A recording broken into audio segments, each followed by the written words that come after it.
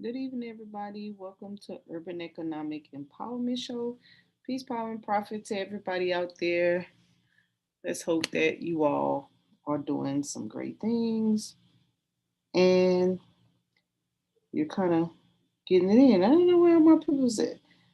So it looks like I'm alone, and I just want to share with you all, answer some questions that some people may have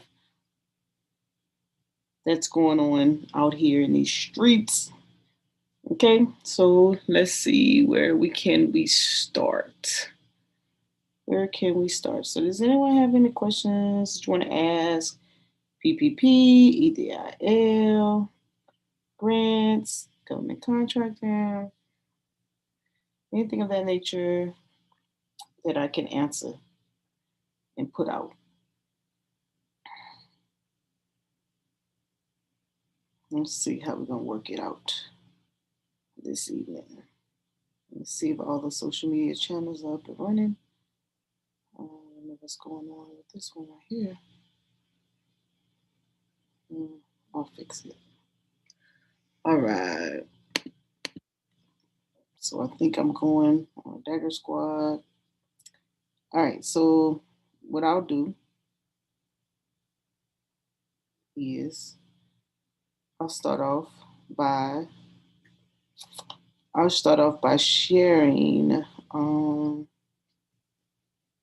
some websites. So somebody got no questions as of yet. So I share my screen. Share my screen. Share my screen.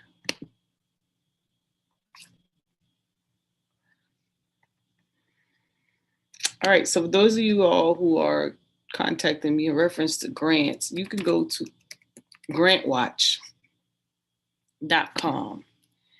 And grantwatch.com has, if you clicked on search for grants, you could search for grants in many categories. Okay. So you click right here where it says grant interest. So whatever you're interested in, from aging seniors to COVID-19 to education, whatever you're interested in, it will be under one of those categories. Or you could just select all, right? And you can look for the location, where you live, what state are you in that you would like to look. Okay. You don't want to run it the entire United States, because you want to look for the state that your nonprofit is in, where you're operating. Okay. Peace, power, profit. Oh, hold on. Give time, share stories, or don't. Okay. You want to make sure that you check the state you live in. Hey, peace, power, profit, Chris.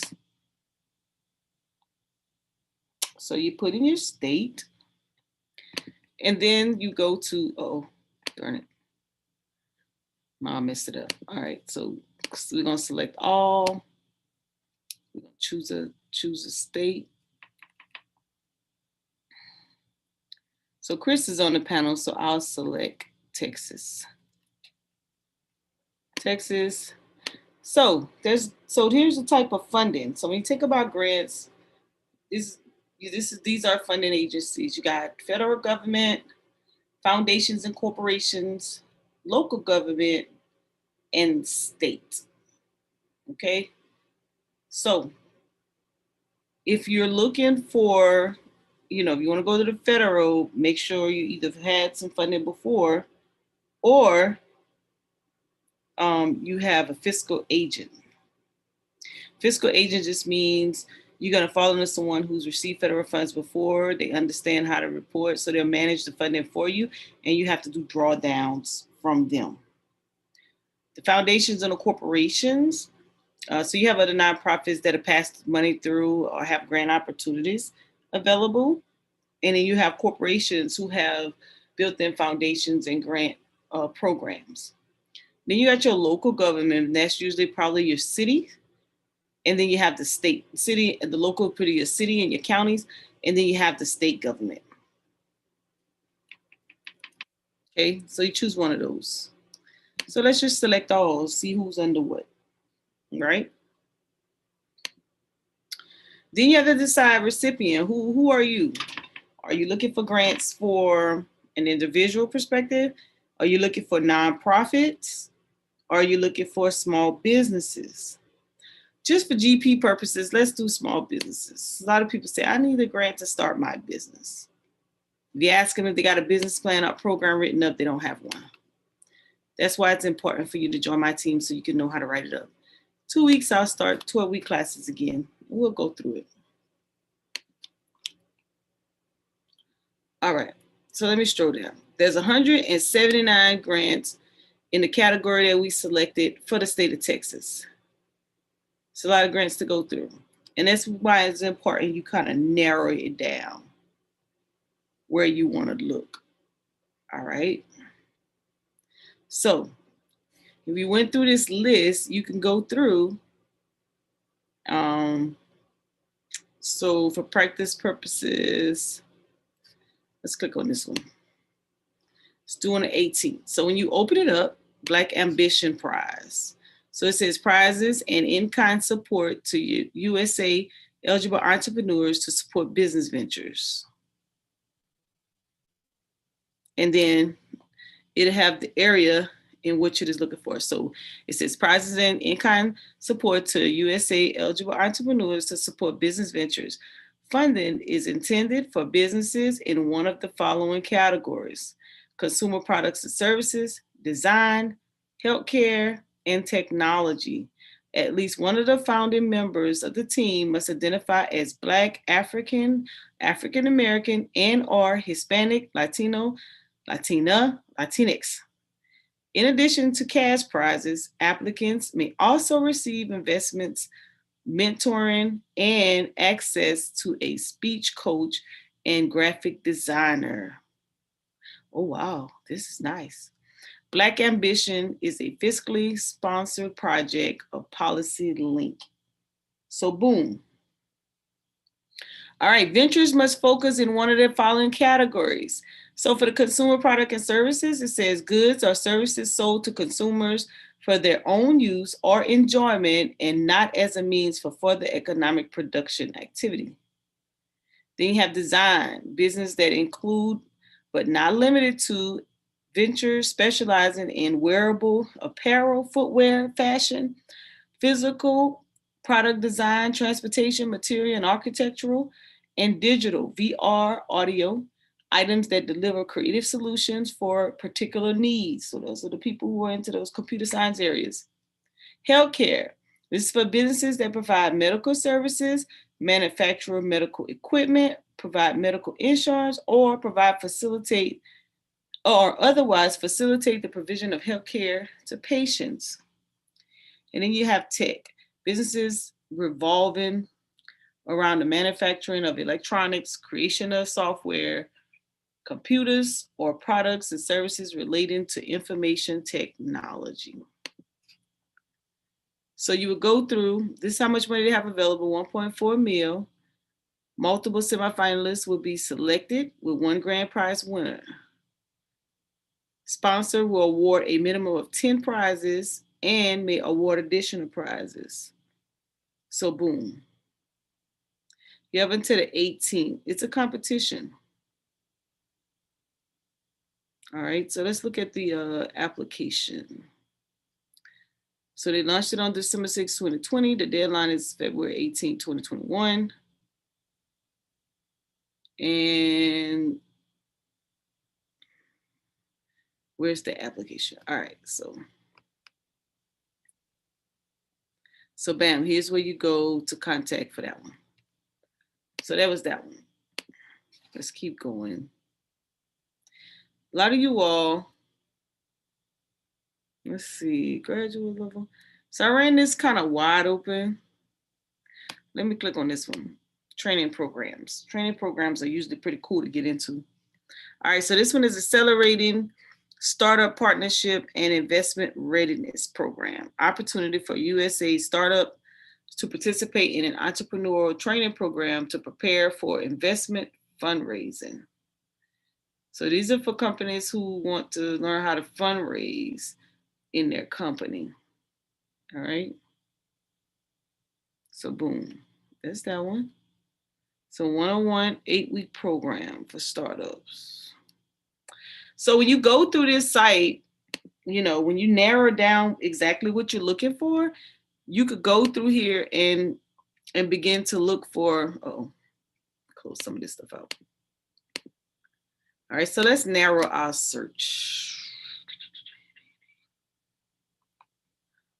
Search for grants. All right, so a lot of people are into community development. Let's do this. Community economic development. I'm gonna do all states. Oh, let me go back. Now this site is a paid site, but you could also go to Philanthropist Digest, and I'm gonna go to that one real quick as well. Let me do all, and let's do foundations on this one, and let's say nonprofits on that one. Oh, well, let's say small business. A lot of people call by small business. All right, so it's 107. That's why you need your team, because it takes time to go through these things. And as you can see, they say grants for California, grants for Arizona, Canada, and so on and so on and so on. Let's look at this one real quick. All right, so here's one. Grants and in-kind services to Black and minority-owned small businesses in multiple states to support stabilization and growth. All right, so this is to New York, New Jersey, Illinois, Wisconsin. So these are these states, and these are the counties that they're interested in. So if you're in any of these areas, bam, there it is. You got to the 26. Gives you a description, what you're looking for, and this one is for up to 10,000. So who's eligible? Black or minority-owned small business, an adult over 18, got to be located in Milwaukee, New York, or Jersey area, and Chicago. These are the counties. Revenues can't have more than $1 million on your books, and you have to be founded before June 1st, 2019, and have less than 10 employees. Boy, they narrowed it down, didn't they? All right, so that's one, grantwatch.com. Now you also have Philanthropist Digest. Now the same grants that come through grantwatch.com, you can also see on Philanthropist Digest, and you can log in and register for free. And if you click right on RFPs, requests for proposals, you will see all the different categories. What happens with too many people is that they want to cover all these categories. You got to find something that you're interested in, write up a good program, and then begin to search. If you are all over the place, you're going to get frustrated. There's a lot of information. So just kind of narrow it down, or put people on a team, so that if you have to create phases or you have to link some of this stuff together, you can, right? So let me see if I can remember my login, because I always forget, as usual. Let's see if I can get into this thing. I don't think I can get in. I might be. I haven't touched some of this since 2020. Oh Lord, let me see if I can get in this thing. If I can get in, I'm gonna show you something else you could do with this. Come on, Monica. To show you, I get them automatically in my email. I get it automatically in my email. I got all kind of stuff going on. I need to write them down so then I can share with you all. Oh, I can't get in. I can't get in. Help. I got in. I asked me what I did. I don't even know. But anyways, so I'm in the account, right? So as you can see, it's a free account. And if I went in here, Let's see, right where I was. Boom. So if you click on the RFPs, you can get these, they send these to your email and you can go and look for them. Right? And you can go down and look, same thing. You can do it by location. It's Louisiana. Let's search. So when people say, Mo, can you look for me a grant? I'm like, do y'all know how much time this takes to research? You know, when last time you gave me a donation for my scholarship? For me to sit and research grants for you? Like, really, you gotta know it, put in some work. So boom, like I put in the Carolina Community Improvement and Developments. So South Carolina Board Foundation invites applicants for 2022 grants, right? Now, also keep in mind now this is around the legal sense of it. So if you're into law and all of that great stuff, this would be a grant for you. When you put in a grant today, doesn't mean you get funded tomorrow. Grants usually put in grants a year out.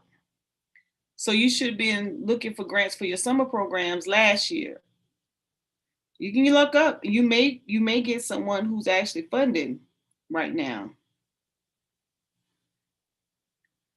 Okay.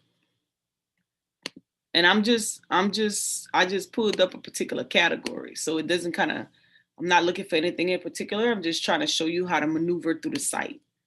So this is RFPs, okay? You can search it like that. So you search your interests, okay? So it's 5 grants out right now. The William J. McGuire Charitable Fund, right? That's for homelessness. So if you're into that, J.M. Kaplan Fund, applications for nonprofit publishers. So if you're a writer, it's that. Community Foundation for Greater Capital Regions invites applications for science research if you're into science. Miss Foundation for Women Issues, RFP for Asian Women, Giving Circle, boom. And then you have the Robert Daniel Lyon Gardner Foundation invites application for education and preservation projects.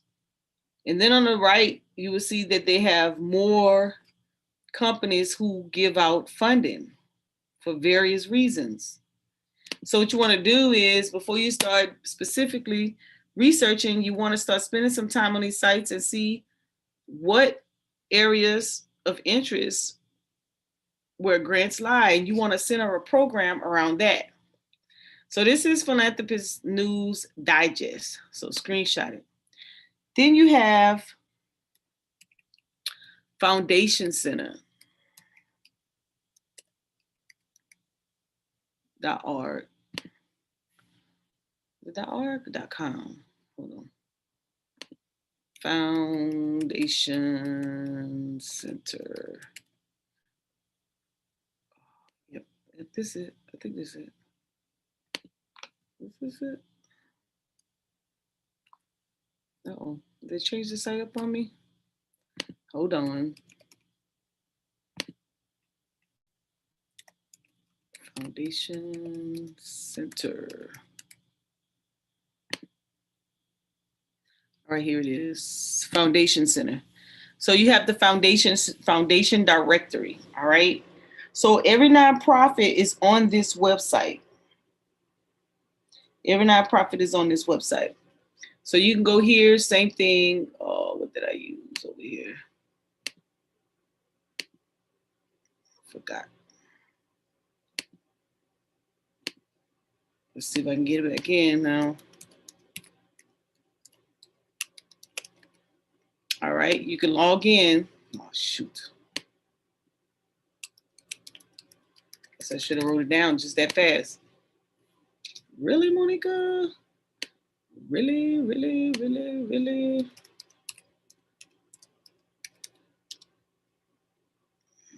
Let's not be the email. Can't remember. You can go in here as well. These are all free. You could register.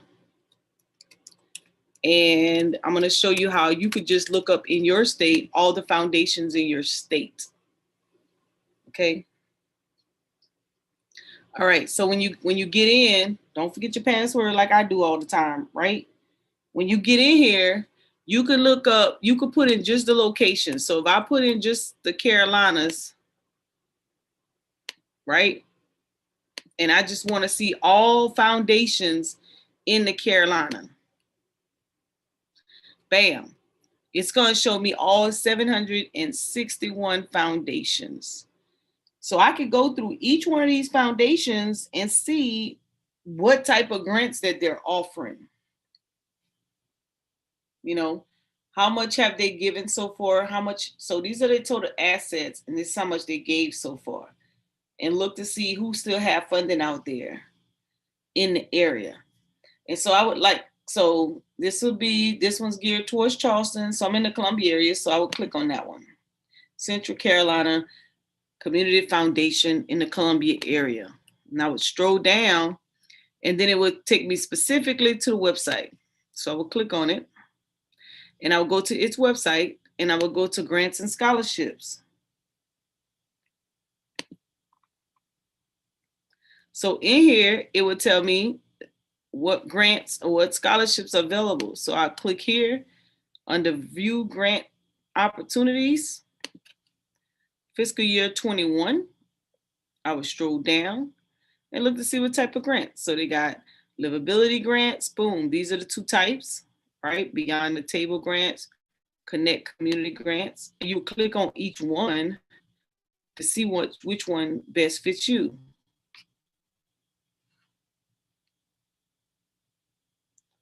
Then you have place-based grants. And so these are by locations, all right? Then you have programmatic. So you have a lot to work with. I need to see this in that. Let me go here first. You have a lot to work with, just in your own state, just in the foundations. And you could go through each one of those and see how would it be beneficial to you? Well, these are for healthcare workers. Nah, I'm not interested in that one. This one though. I'm looking for stuff that deals with housing repairs.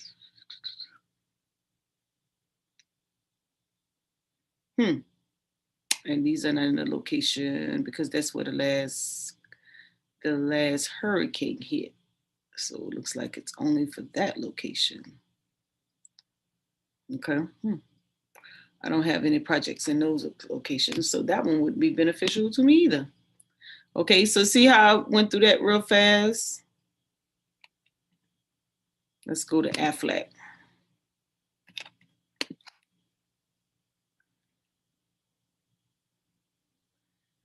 Okay, let's see. They're dealing with stuff with pediatric cancer and services for their family and education, life skills, and traditional education programs. Might be interested in that one. All right, so that's how that works with the foundation center. That's how that works. Okay. Let me back that back up. Or was it here? All right. Uh-oh. I didn't mean to do that. Show y'all all my business. All right. So that was Carolina. So when you log on and you create the account in Foundation Center, you could just put your location.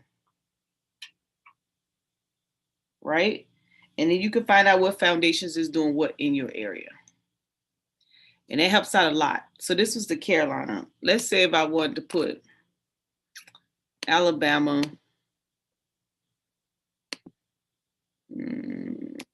And let's do that. Okay, let me take that out. Let's just put Alabama. And search. So if I was just doing Alabama, bam.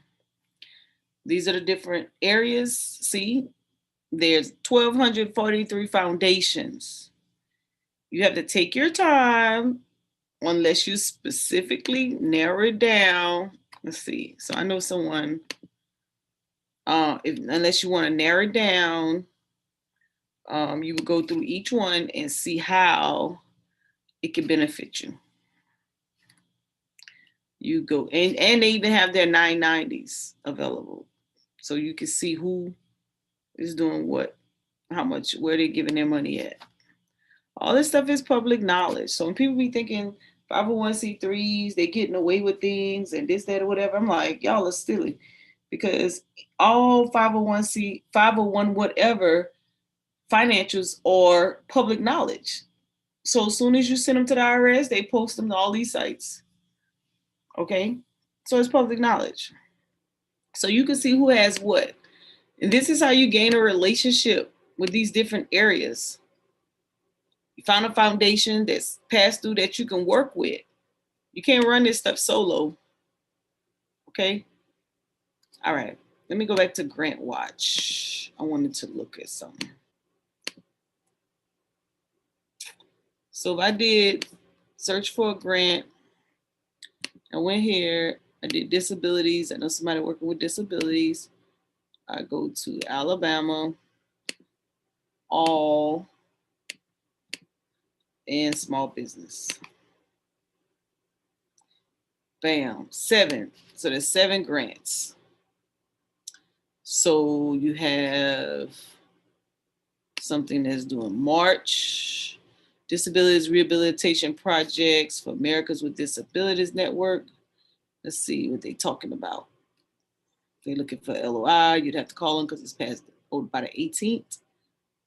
And improve understanding of ADA stakeholder rights, identify barriers in compliance, improve understanding of ADA stakeholders, enhance efficiency and effectiveness of ADA networking. So that's one. Let's see what else we got. Rehabilitation and training center, employee practices leading to successful employment outcomes amongst people with disabilities. So this may be a good one. Conduct research, demonstrate application and people racial identity, identify and involving key stakeholders, conduct, nope. Let's see, tribal, let's see what this one's about. Okay.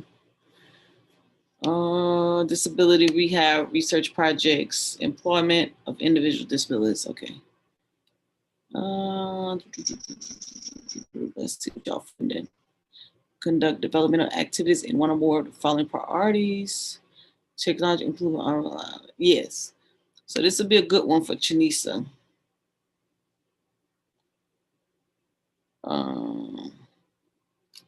Yep.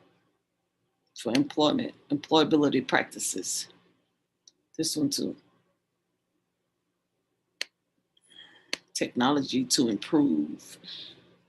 So you see how that works. You get a specific goal, you're working with a particular program, you have to go through, because the grants aren't available, only this discretionary grants that allow you to write a program to it, which is usually your governmental grants, where you could dictate your program. But if you go in a foundational corporation, they have a preconceived idea of what they want to fund.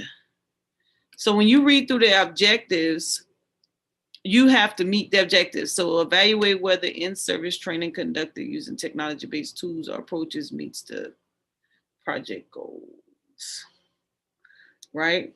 So let's go to the federal side. You got grants. So with the federal side, grants.gov, you have to make sure you have your DUNS number and your SAMs, because you have to, when you register, you put your company information in here.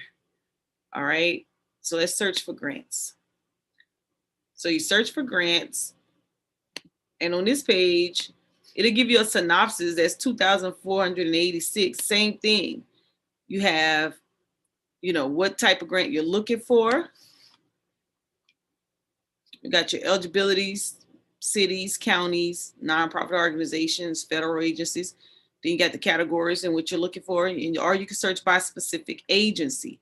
I could tell you USDA has a lot of grants that will help. A lot of small businesses ask about grants. USDA has grants for small businesses. who are trying to build capital.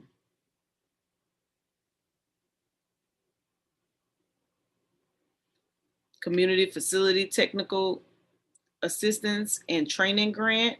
This grant here, this rural community development initiative, that grant there, all those, both of those grants helps with small businesses. Let me click on the rural development one. They got 6 million to get out. They're gonna award 30. March 22nd is the deadline. So technical assistance and training grants, qualified private, nonprofit, public, tribal, blah, blah, blah, all these folks. Let's see, what do they want you to do? So they look at grants in amount of 50 to 250,000. All right, let's see what the application looks like.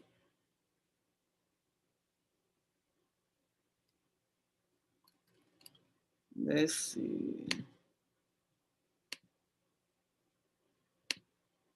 Let's look at the synopsis.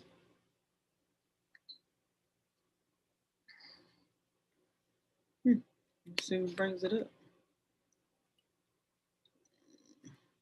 So you have to contact them for the applications, obviously. Let's see what it take us to the solicitation up. All right, so they send us to the regulation.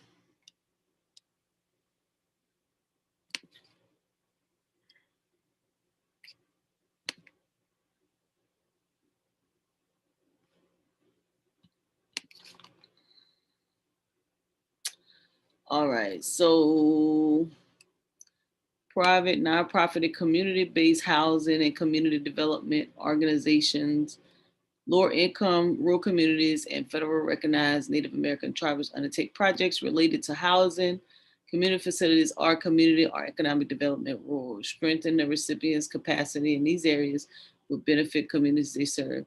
So this one, if you're doing some housing stuff in rural areas, this would be a good grant. All right.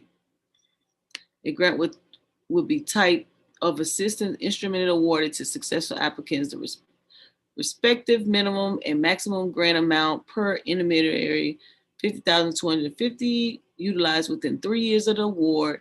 So when you write it, your budget has to reflect, and it's spread over 3 years.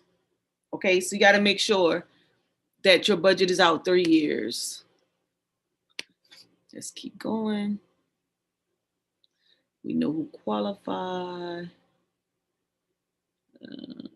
And I'm just kind of scanning. All right, so the recipient and beneficiary must not be an intermediary, must be located in an eligible rural area. The physical location of the recipient office that will be receiving the financial and technical assistance must be in an eligible rural area. So your office space has to be in a rural area in order to apply for this. If the recipient is in a low income community, the median household of the rural area where the office is located must be at or below 80% of the state of national median income. So all that's in matters. So basically look to see what's a rural area or what's a HUD zone, pretty much is where you're going. Let's see, what else? So the proposal, it must be structured over 3 years. And how you do that, you have an introductory to the program, then you actually have your phases, and then you have a follow-up. That's how you get across that whole 3 years. But you gotta take the class for that to kind of be broken down. So what do they help with? Okay, so the purpose of the grant. Funds used must be consistent with the RCDI purpose. Non-exclusive list of eligible grants uses includes the following. All right, so you got to provide technical assistance to develop recipient capacity and ability to undertake projects related to housing, community facilities, or community and economic development.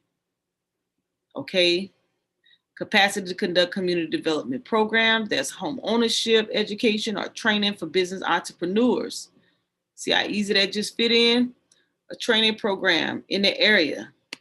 Develop the capacity of recipients to conduct development initiatives, programs that support micro enterprise and sustainable development. Let's keep going.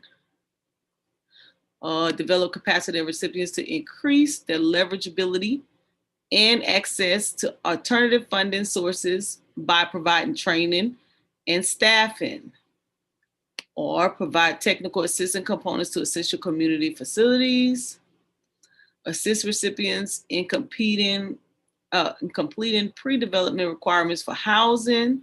So maybe you set up a hub for people trying to get housing. Improve organization capacity by providing training and resource material on developing strategic plans, board operations, management, financial systems, and information technology. Purchase computers, software, and printers limited to $10,000 per award at the recipient level when directly related to technical assistance programs being undertaken by intermediary.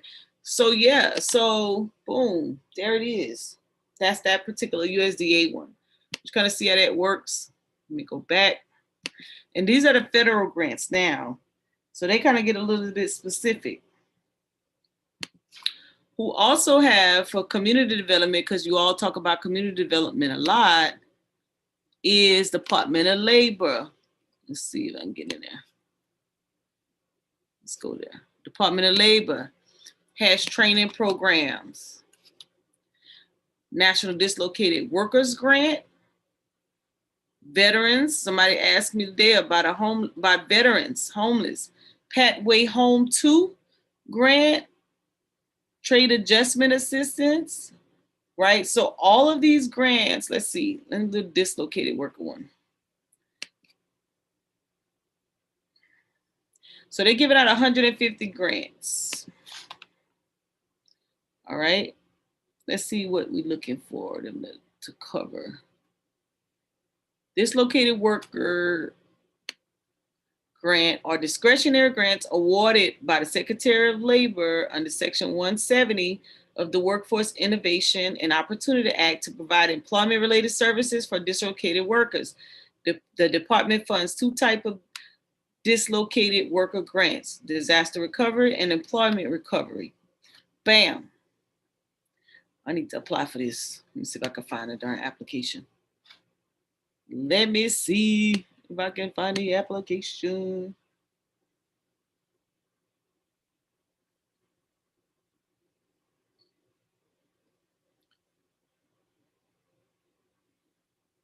All right, so this is all the apps. Let me see, full announcement.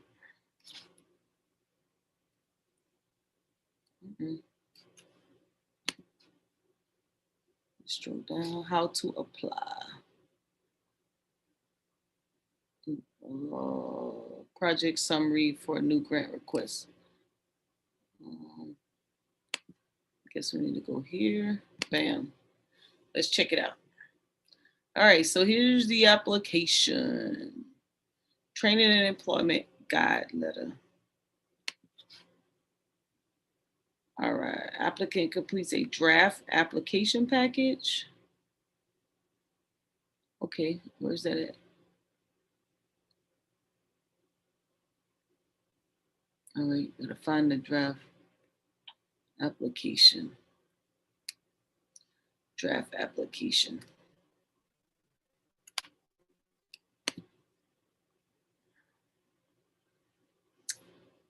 Documents. Okay, here we go.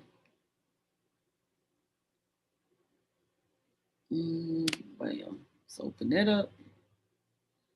So as you can see, it takes a lot of reading. You have to go through the entire thing. So I'm probably gonna take my time and go through this one. Take my time and go through this one right here. See if we can apply. This takes a lot of work. A lot of work, y'all. Let's see if I have any questions in the chat. You guys just watching me do my little thing here. Where'd it go?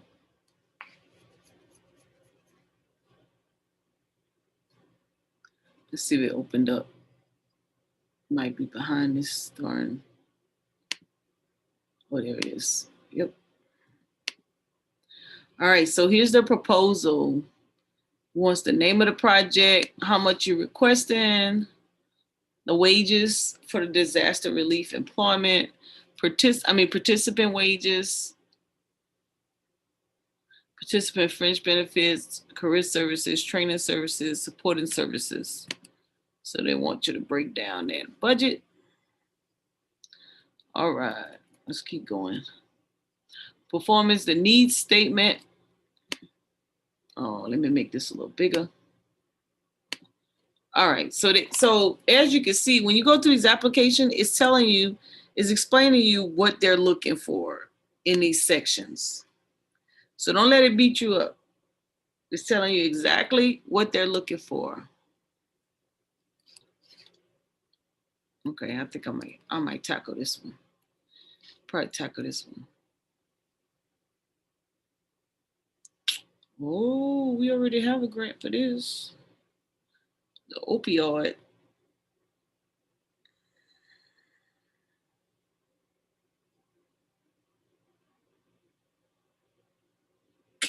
All right, so boom. So I'll go through that whole little shenanigans. So as you can see, these 3 websites, you have a wealth of information to look for this stuff. And it takes time. That's why you want to make sure your program is written up first. All right. Make sure your program is written up first. And then when you get to these applications, you just have to copy and paste. You can just copy and paste.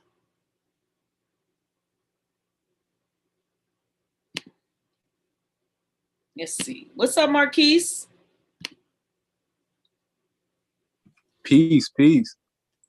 How are you this evening? I'm doing good. I'm doing pretty good. Just over here juicing, doing a little juicing, listen to you, Bill. Yeah. I was she's putting out the websites to the grants, grantwatch.com, Philanthropist News Digest, and grants.gov. So, a lot of times people looking for grants, they're looking for startup costs, but they don't have anything written. And at a minimum, you have to know what you're doing so people can know what to work with. Even if you hire a grant writer, you still have to provide them with something, right? Or, you could purchase a program. You're still gonna have to go through it and know how to facilitate it. Because people gonna give money, they're gonna attach their name to something they know is gonna be beneficial and it's gonna make them look good. You can't just say, I have a good idea, I need some grant money and some startup money, and then expect them, just to throw $1 million at you. Yeah, I definitely agree. You have to tie your shoes before you start walking, or you probably gonna fall, at the end of the day. And people, I feel like we don't put enough value on being organized. And, yes. Laying the foundation. Me, that was a problem I had growing up in school all the time. I was one of those type people. My book bag was crazy. It come time to, teachers say, hey, time to turn your homework. I got to go through all this stuff trying to find my homework that's folded up somewhere in the bottom with some Cheetos on it. Like, oh my gosh. So that's something I personally had struggled with. And I saw that, as I wanted to do more in my life, I simply couldn't I couldn't accept it. I couldn't succeed without learning to become organized and focusing on that particular skill. And the more organized you get, just the easier this stuff gets and the more you can do. Because a lot of times we'll start stuff and we don't finish it just because, we're not organized and information overload or get, discouraged. But if you, over AE always say, if you if you stay ready, you never have to get ready, Yes.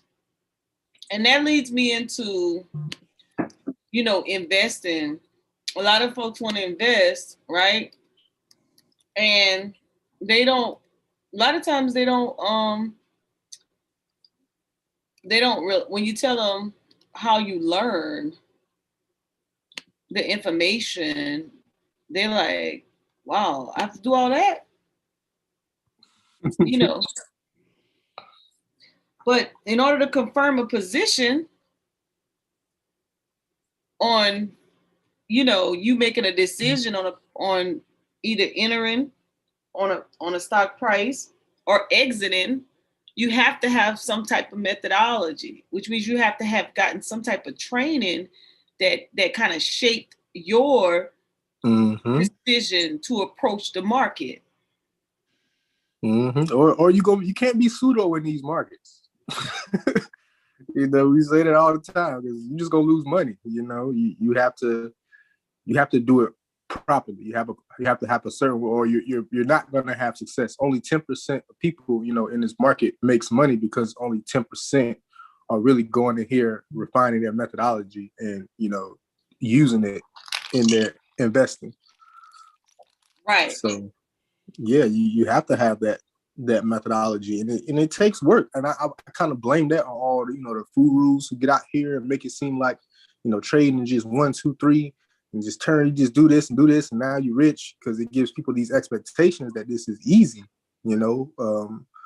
where it's not. It's something that's so valuable to be able to go in the markets and have trillions of dollars. You can go in there and grab some at any given time. That's a very valuable skill. So just like most things that are very valuable, it requires work. It requires a certain amount of work. But once you put in that work, then it becomes second nature. It's not work anymore. Just like people, who a lot of these platforms, they study the things that they love, and it don't really feel like work to them. So, work those muscles, and you can be in that same boat in the investment world. Right. When you think about retirement, what does that look like for you? I mean, what would that entail for you? Retirement. When it comes, just financial related. Oof. I need to have at least bare minimum. I mean, I just have high aspirations, honestly, but bare minimum, I need 6 figures of passive income just coming in, just period, off rip, before even any other extra money I make. For me to feel like I'm retiring, and as far as that retiring stage, I need at least like 6 figures coming passively. Right. So, in preparing for that, what are some vehicles that you're using to secure 6 figures of passive income? I'm apologize, Marquise. I know Marquise probably like, how did I become the interviewee? You're the only one here. No, it's no problem. I appreciate you can handle it impromptu. Definitely. I mean, because these are things we think about and we talk about. So it's not anything I haven't thought about or worked out already myself. And it's good for people to ask these questions, because sometimes people don't ask these questions to themselves. Because in order to make that plan, you need to create what you want, then work backward to get it. Right. So I want to use you, if you don't mind. Yeah, no problem. And I want to walk through the questions on our financial strategy, cash flow strategy site. I'm gonna see if I keep both of these sites up at one time. Well, let's do it. Yeah, let's get something useful out of this. I want to show the people, we only in the second month of the first quarter. And I want to show people why I started with my econ and how it shaped my mindset for retirement and passive income, all of which I wasn't worried about before. And Probably didn't even have an inkling of that. I probably should have been doing that way. I just was thinking about coming through life, that if I got a job, I'd secure a retirement check and I can live happily ever after. And that's pretty much how it went, you know. Then I Mhm. realized, participating in this company, that there was more that I could have gotten out of my transition. Mm. That kind of went over my head because either one, I wasn't paying attention, or two, I wasn't exposed to it, the information in from that perspective. So someone may have told me about investment and I may not have looked at it in a manner of it creating, because when you're young, you're not you're gonna make 40, but you're not preparing for 40. You're not really looking at 40 in that manner. You're not looking at it, not, and that's not everybody, it's just some people, right? You're not looking at it Mhm. from the fact of how much money do I need to sustain my household, me, and my lifestyle. Okay. So in this tool, I'm gonna use Marquise's ideas. And I hope everyone can see the screen. It's a financial plan. So I'm gonna use Marquise and how much Marquise want to have at retirement. Garfield silly. Okay, so we're gonna go through the goals. Um, so it says, what are your financial goals? Right, your top five. So this six income, or six figure passive income. Let's prioritize your top five financial goals. So is it just to have the income? To you're going to get it by uh, reducing some taxes to get it. Maybe you want to buy a home with that money, or have something new, or get a major purchase, cars, trucks, boats, those type of things. Or you want to have that money just to kind of pay off debt, or um, you just want to build retirement assets so you can have a good lifestyle. I think, yeah, ultimately, as far as retirement is concerned, I would want to have, the assets that could, give me that type of return. Yeah. Okay, that would be the first. So we categorize four more of these in priority. Okay. Hold on, we move the. So you got. So building assets for retirement, that's where your passive income. What else you probably want to do for retirement? Okay. Well, I can see it now. Okay. I would say, increase my income. Okay. As well. All right. Okay. Um, I would say, so when they say save for college education, they mean Could be your like for kids. sure. In this case, Yeah. it would be your kids. Yeah. All right. That's probably last spot. Honestly, that's not my top word. Okay, no problem. Yeah. We can say buy a new home. Okay. I'm pretty sure I would want a new home at that time. Reduce my taxes. I probably would want to reduce my taxes before I even. That's more of a priority, honestly. Which one you want? Which one reducing? Let's make reducing taxes number 3. 3. Okay, and then the whole 4. Yeah. Okay. Number 4 and number 5. We can say.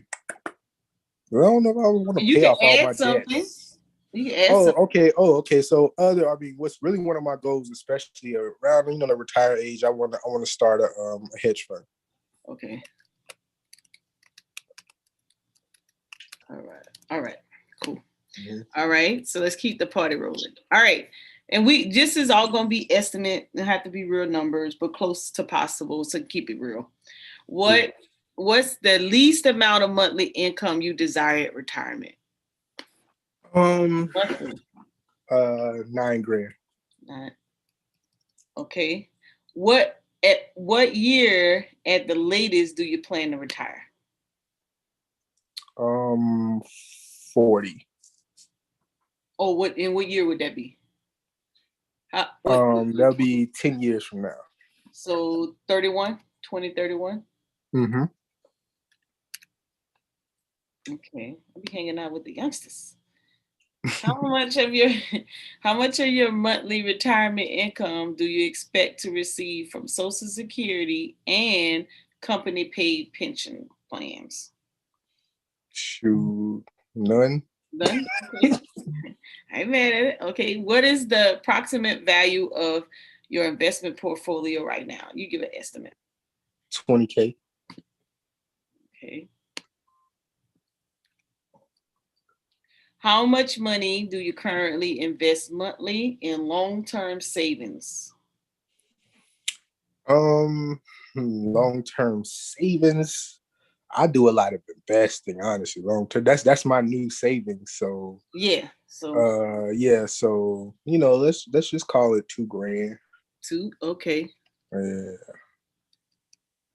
How much additional money monthly can you invest in long-term savings now? I can throw in an extra grand. Check you out, little ball on the side. How much money do you have set aside for emergencies? 10 grand. Okay. Do you feel you currently have a plan in place to accomplish your retirement goal in your desired time frame? Yes. All right. So we could just say some stuff right here. The typical. Mortgage, card, credit card. Let's just do that. We ain't gonna put a whole bunch of junk. Just put mortgage. Just give me an estimated amount. You probably got a bowler house, so 250K. No, I don't put. I don't have a house. I'm buying a house like later this year or next year. So you ain't even got much debt. So you just got car note, maybe? Nah, I own my car, but bam, no debt. That's what I'm talking about. Yeah, I don't really have any. Besides, just when I'm using credit cards and I'm trading or stuff like that, which is temporary. Right. All right. So let's just leave it all like this, right? Let's just see where we at. I just want to see the list and where the money can fall in, anyways. Boom. All right. So if this was a financial picture, right, and if you had money, which is probably getting much more return, but your rate of return of at least 8% annually on this funding, then by 30, you would actually, this is give or take, you'd be debt free by right. This ain't like right now. That's because we didn't put no debt in. But if we'd have put some debt in, it would have started to eliminate it off, and it gave you your true desire where you should be. But the idea behind just kind of going through that was just to kind of frame some people's mind on what they need to be thinking about if they're working towards retirement and how to get there. Okay, so I'm on Investopedia right now. And it has, what's up, Chris? It has, what it do? Nothing, chilling. It has What's up, Oba? Peace. So it has a retirement planning guide. So hold on, Mo. My bad. Speaking of retirement,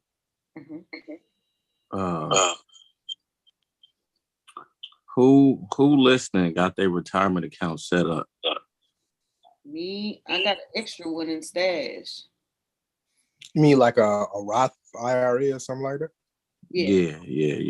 Yeah, I got a couple of those. Well, I know we do on the panel, but just in case people is in the chat. Okay. But I didn't mean to cut Mobile on educating on the retirement.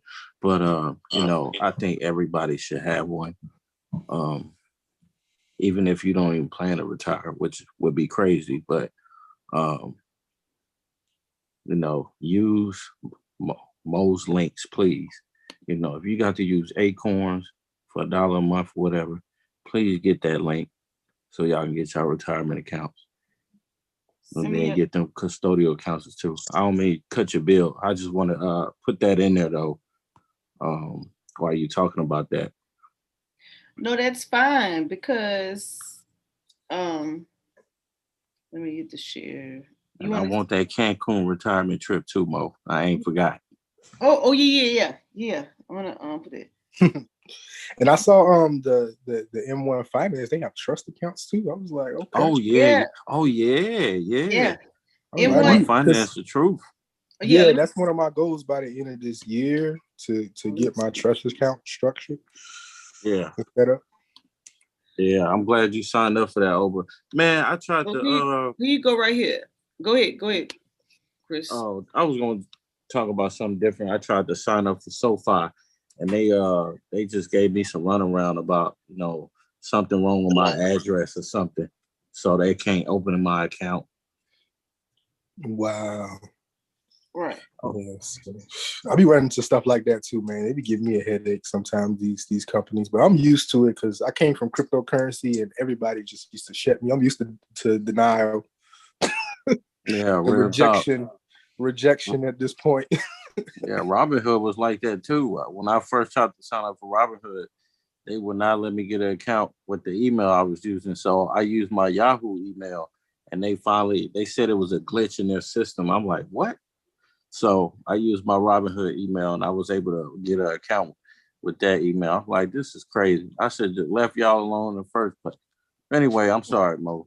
You know. Oh no, you're fine because it leads me to say what type of retirement account what type of retirement accounts are out there, and what's best for you. And all of these fintech companies they just talk about, and I'll bring them up, has these IRAs, Roth IRAs or traditional IRAs linked to them. Right. Right. So Investopedia says the best retirement plan you could build your nest egg, but given the different features and benefits of various types of IRAs or 401k plans can be challenged to find the right one for you in your situation. The good news is that you have more than one, and that's good.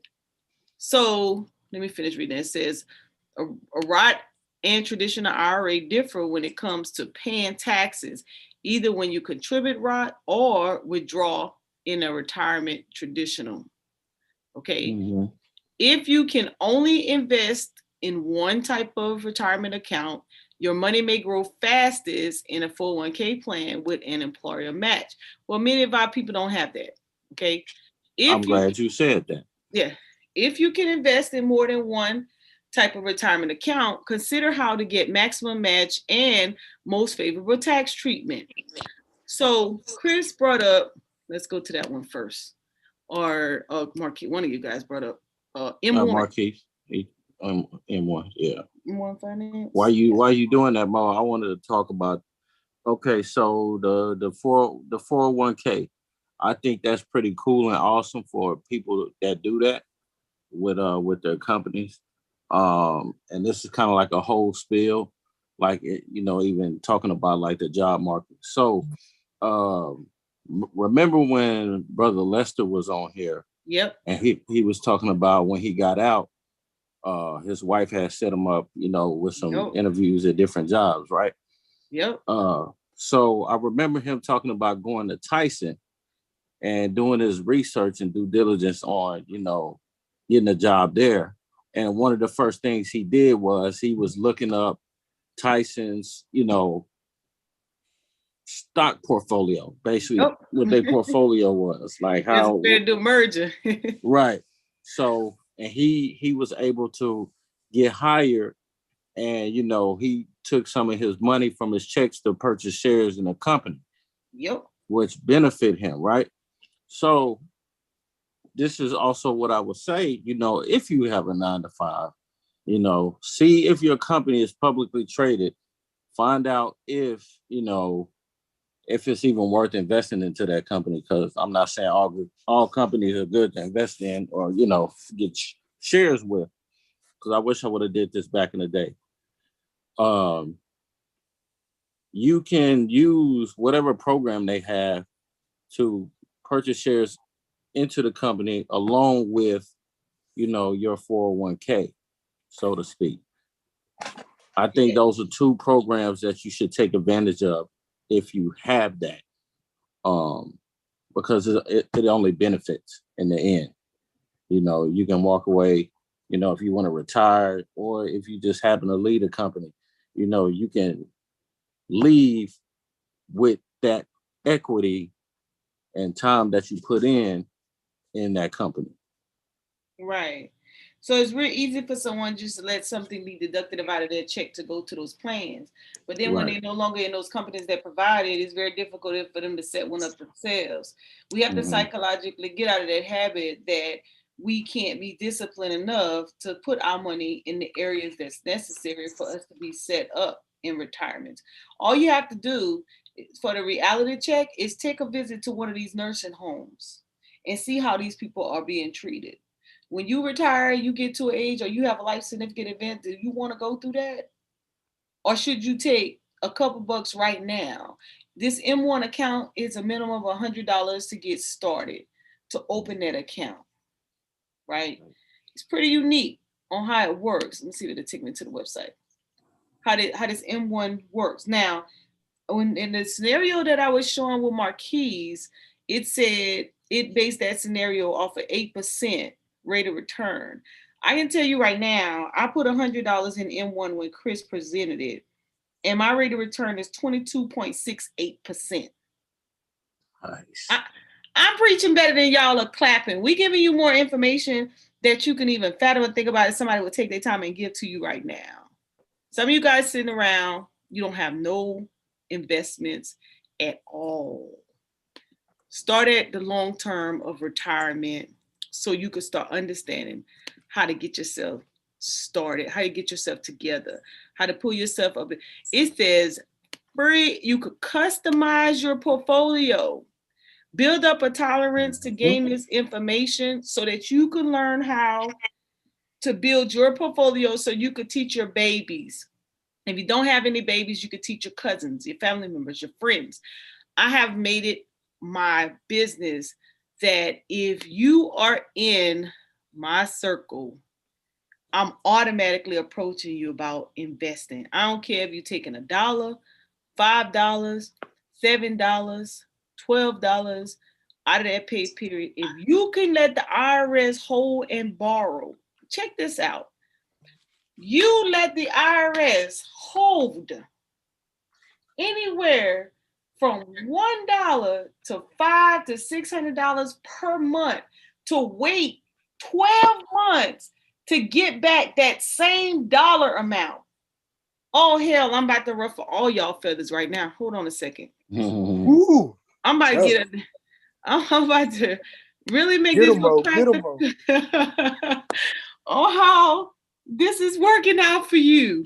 You literally, hold on, I'm gonna pull a page. I'm gonna go to, let me get out of some of this right here real quick. And I'll show you why urban economic empowerment is important enough for you to pay attention to. Not for you to give me, you ain't got to join my econ team, right? I already have a team that we've been rocking since 2016. I wouldn't give them up for the world. You know? If we don't get not one new friend, guess what? We done got to the point where we so cool, we trying to plan us recreational trips. Why? Because we know that all of us making money and we ain't got to let not one of each other borrow it. And we can go out, we can have a vacation, have a good time and come and make money while we on vacation and replace what we already spending and then come back and write it off as a tax write-off because it's a business trip. I don't y'all understand. No, that's right. We bouncing in the big leagues. Okay. So I'm gonna go to I'm gonna slow walk this because we be up anyway. I had a horrible morning. I'm woken up now. I done got rid of my little pain. It's time to get this work. All right. So let's do Let me see if I can find paycheck. You couldn't sign into your joint? No, I was in. I got on, but I didn't open up my camera. I did an hour show. It was really good. They poured into me. Okay. So I still did it. All right. So let's do this. Let's go to paycheck calculator. I'm gonna let you see the one thing you troubleshoot us about investing in the market every day, putting our money away. I'm gonna share with you what you do and how that just doesn't make any sense. And how at some point in your mind, you're gonna have to come to grips with, I'm letting the IRS hold my money and get it back at the end of the year. And then I'm gonna show you where you can put your money. Not only will you get it back or have access to it, you will, how they say that, compound interest? Yep. All right, let's see. All right, so let's take hourly wage. Give me a number. Any number. 15 an hour. 15 an hour. 15 an hour. How many hours a week? Let's do 80. Per pay period. Yeah, so it'd be 80, 40, 40, right? Bam. So that's take home. Now look at this. Just in taxes, $151. Taxes, FICA 92, right? No deductions. Okay. So that's $200 and what, $43? $243. How much did I say I got? Oh, let's make this plain so y'all can see these numbers because y'all like to play too much. Let me open up an Excel spreadsheet. You let the IRS hold 200. Let me get back to it. How much taxes? $243. So tax 151. What's the other one? So the FICA and the state tax 92. And this is estimate. All right, this estimate. Go look at your own pay stub. Mm-hmm. Your own pay stub, right? And it will be that plus that. Okay, $243. Now you could get any of these brokerage accounts. So we're gonna keep it real. So let's just bring up FinViz. Oh no, Webull. Don't want to get it out of Fin. Yeah, we could do FinViz. Give me a ticker. Something that's a growth over Nike, stuff people like. They can relate. They like them sneakers. Chris promotes them. Chris sells them. Look at Nike. Look at Nike over the last 6 months, 9 months, 3, 6, 9. Over the last 9 months. Growth over time. That's a lick. Right? Let's scroll down. So for the year, Nike grew 41 point. Think you're managing your moderate to severe ulcerative colitis or Let me find out where this is coming from. Where's the ad coming from? Yeah.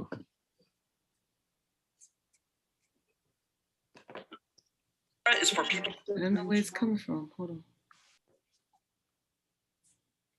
Oh shoot. We got the point though. 41. I had to close it out because I didn't know where the ad was coming from. It's gonna give us a strike.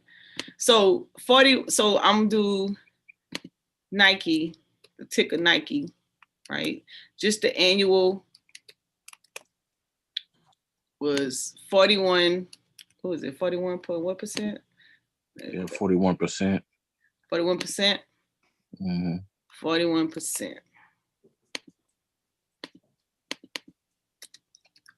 That was the annual performance,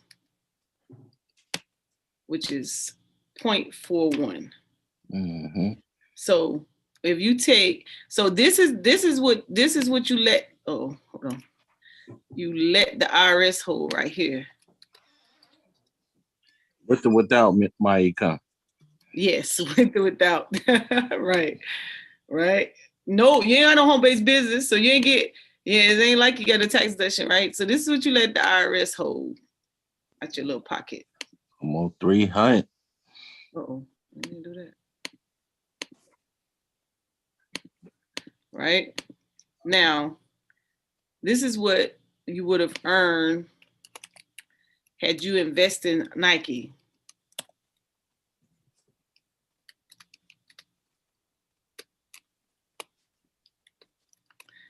Is this simple? This is how you gotta start talking yourself. You take that 243 times 0.41. So, oh, hold on. That would have been the profit. So it would have been this. So it would be this, the 243 plus the $99.63. So your bank account would have actually had, this is how much you would have had at the end of the year if that's all you had put in, give or take a little, right? Mm. Give or take a little.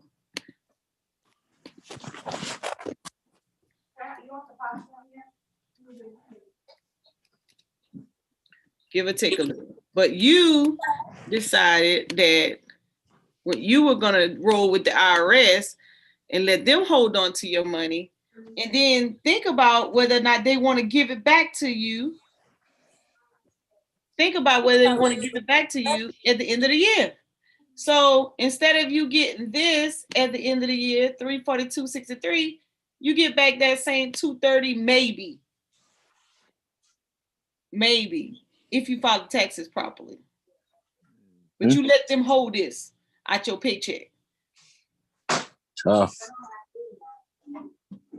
When in actuality, now let me go even farther. So if you say, you know what, well, I'm gonna have to pay the tax anyway, you're right. But check it out. Let's say you let them take out nothing and you invest it and you already know how much you're gonna owe them, right?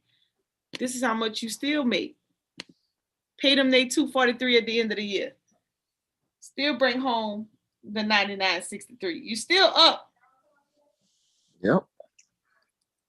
$50 more and you, oh well, yeah, about $50. You got another share. You got a whole nother share. Go preach to them, Chris.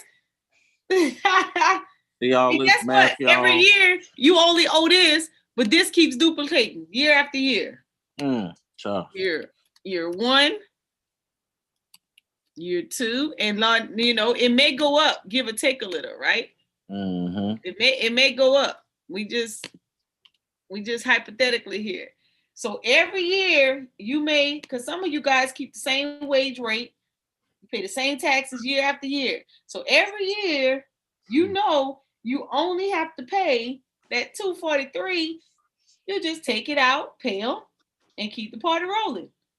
Your account's still growing, regardless. Yeah, that was beautiful representation. Wasn't it nice? Yeah. I honestly, but I think that it might be a good idea to, do this type of, just kind of quick breakdown in a 10-minute form, as its own video. I think that might be useful. Yeah, I'm working on it. I'm working on my creativity, and just put that smart asset link in the chat for me. This in one? The back chat. Okay. Yeah. In the Zoom? Yeah, you can put it in the Zoom. Okay. Right? So that was one example of, let me go back. Did I close out my retirement link? Yep. Let me go back to it. I want you guys to start thinking. I'm gonna talk about it as a lot. I want you to start thinking about your future. I want us to start thinking about, you could go to, so I went to Investopedia.com. This is, they say source up or shut up. This is our source in the investment world. I want you to go to retirement planning. I don't want you to slip up and you find yourself at 40 years old, you can't compete with those 20-year-olds or those 30-year-olds, and you don't have no money. And Social Security income is not a lot. And if you've been hiding under the table, you're really not gonna get much money. But they work all their life under the table, thought they would get a Social Security check by $1,800 a month or so. They got $50 a month. So you know what they had to do, right? Back to the workforce. Yep. The hustle. That's a bitch of that inflation. Yeah. Yeah. Yeah. Add that in there. Right.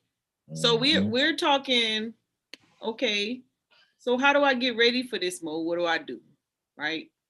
We share with you the type of accounts. You can go here, you can read up on the ones that you may think work for you. Right. Now, what's really cool and why I like those fintech accounts is the fact that you don't have to start off with a lot of money. Let me go to, so we showed you M1, and I told you my M1 is rolling at 23%. Stash. We start up Stash. The education on Stash. My Stash, I'm not opening up my accounts. Y'all know I'm making some dollars. I post it all the time. So don't even ask. My Stash portfolio is at 14%. Let's see. The plans. And they have the retirement deal. The group. See, and then these companies are getting so super cool. They help. Listen, this is why you're not getting no coverage. Okay. Everybody talk Black Power, right? And take it easy on them. No. Take it easy. I don't get it. Take their neck off more with this. Yeah. And you say you're waiting on a stimulus check.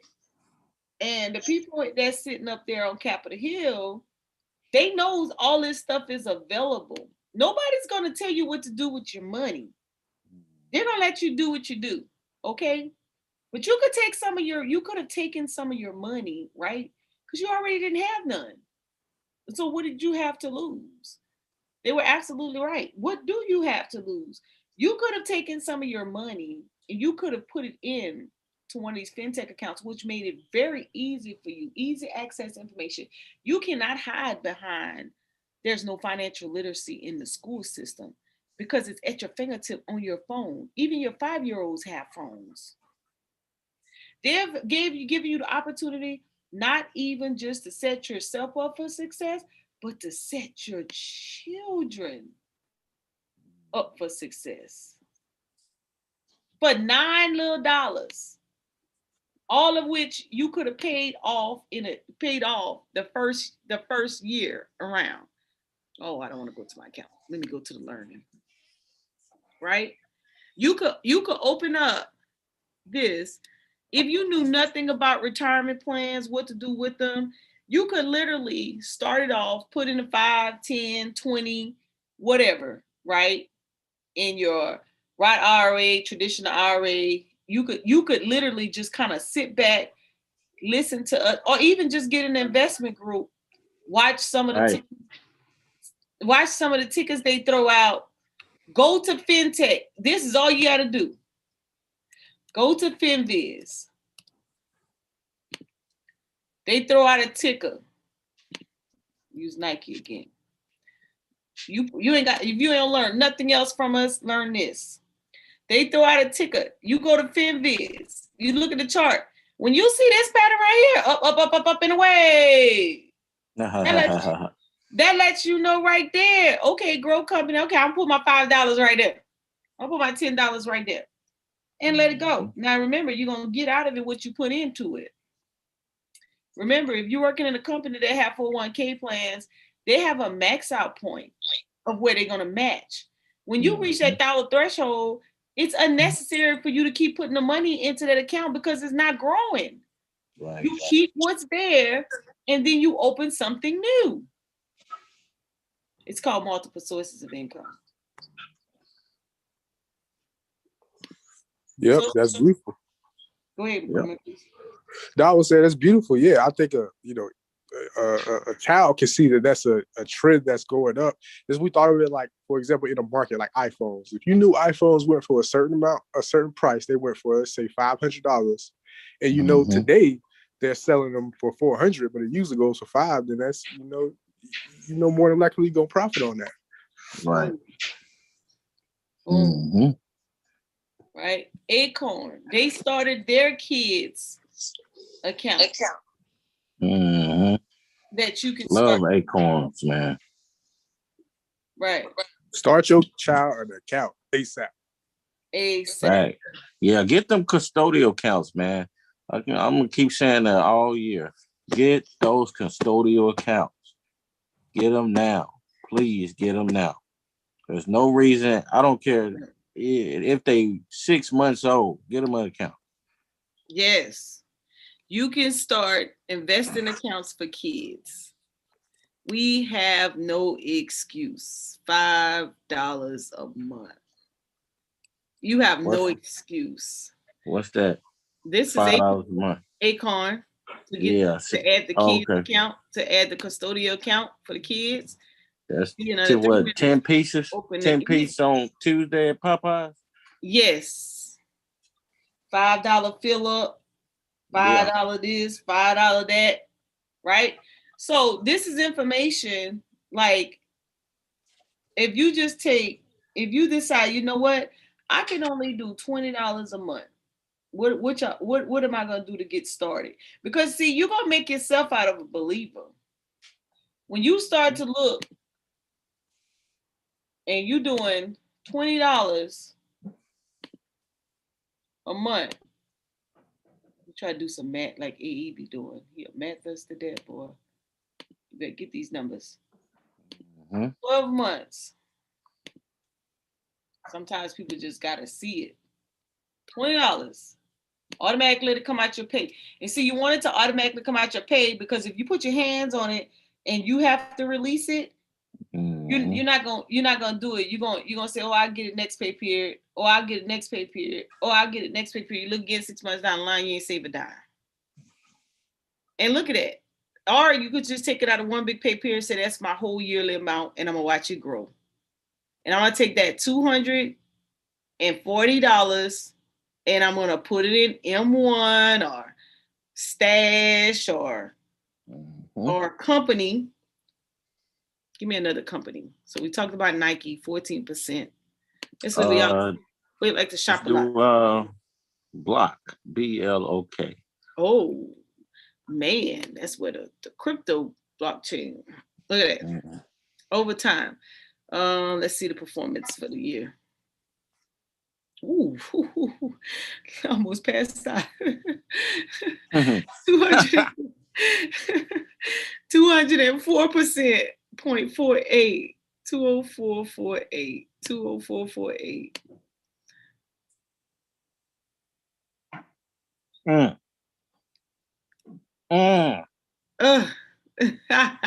I told Rob Bourne about this stock last year. I told him to get it. He ain't get it.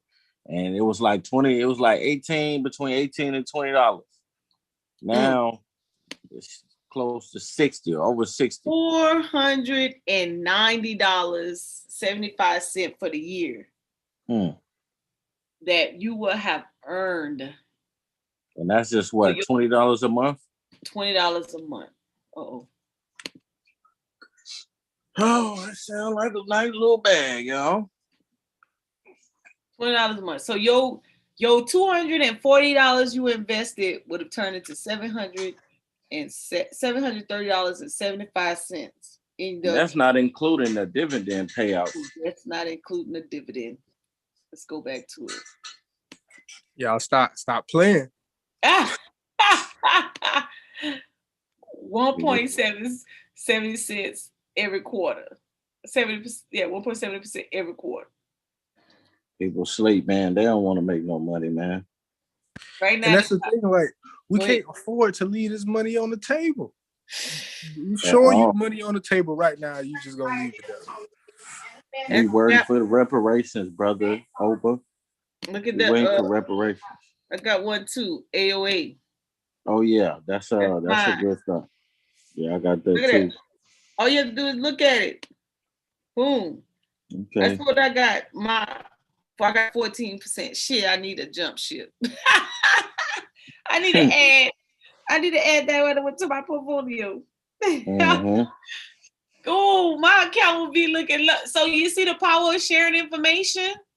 Mm-hmm. And I thought I was doing something with my little 14%. Till I seen that 200%.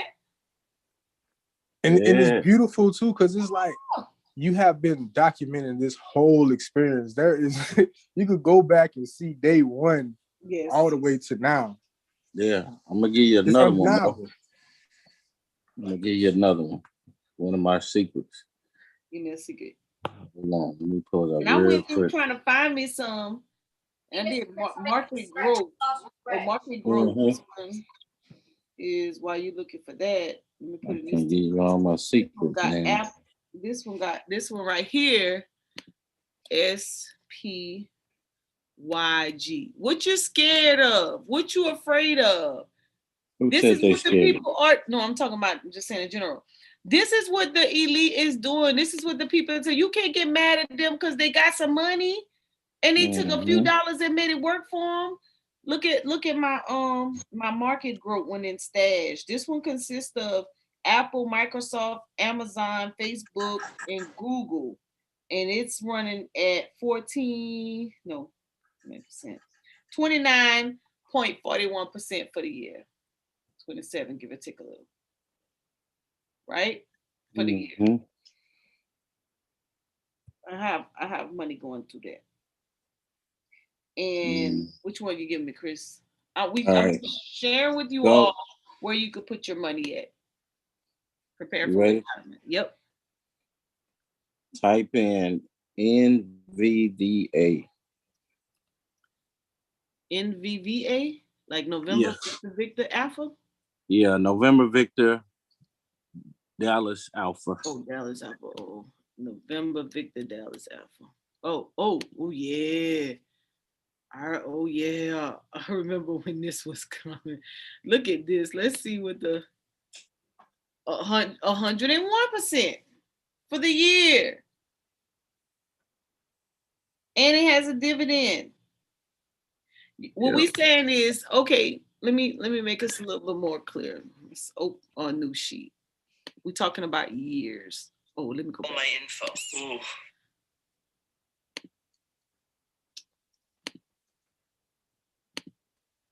Let's go back. Let's do this. All right.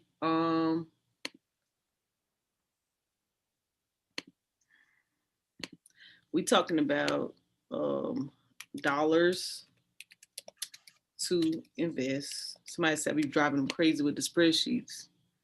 Right. I just like to be crazy, man. Have to get used to the technology, man. This is what you want to do. This is how you game plan for your year. You know what I'm saying? You do this type of data and, inputting it to your Excel. That way you have a goal. We got to start writing stuff down, put stuff in, either paper form or on a computer with these programs. Microsoft, we're going to do Microsoft next. Matter of fact, since we're using a program. Microsoft? Yeah. Okay, let's work it. I got the stock already. Yep. Oh, yeah. Because they definitely get my $300 and some a year to use this drama. All right, number of months. Let me shade this right here. Okay.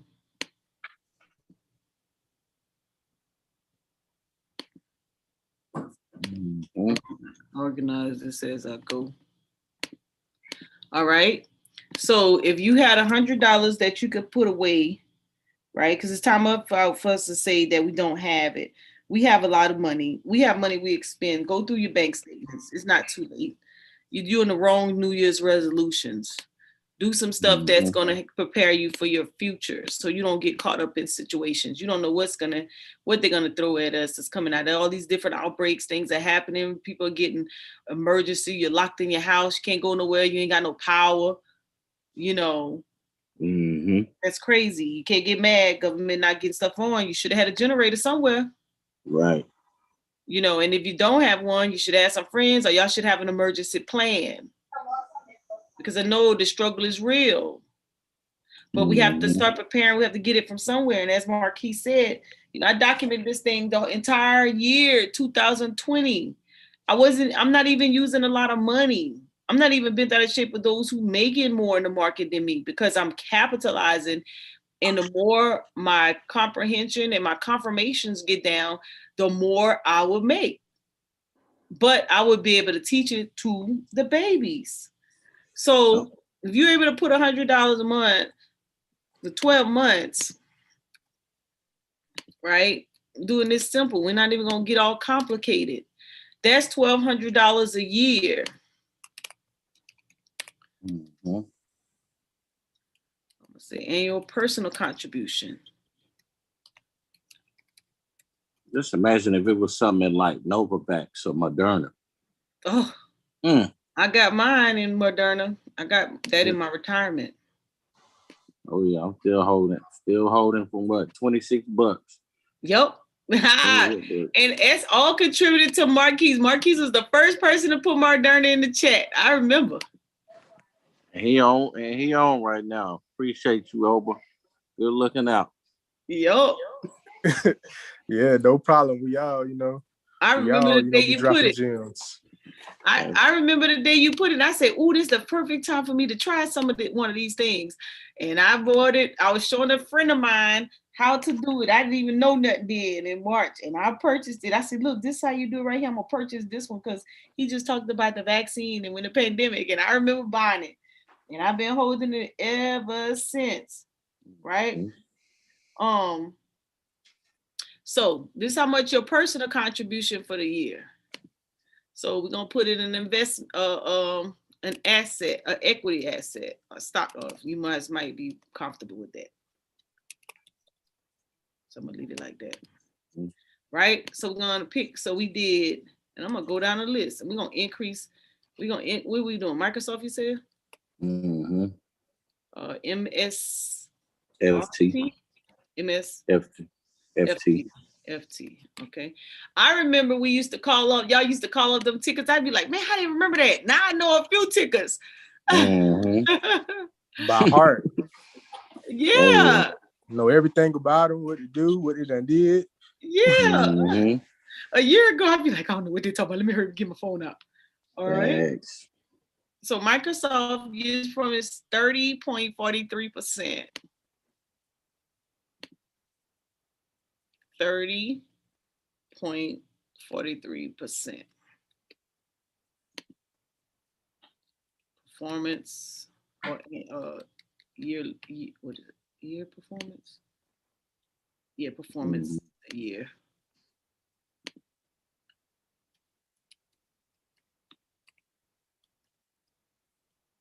Or year for that's 2020. And this is informational only, just trying to shape your mindset to start understanding how this all works, okay? You don't have to use this information, but I'm just trying to get you to start understanding how you can start planning, all right? And then, so we're gonna say that 1,200,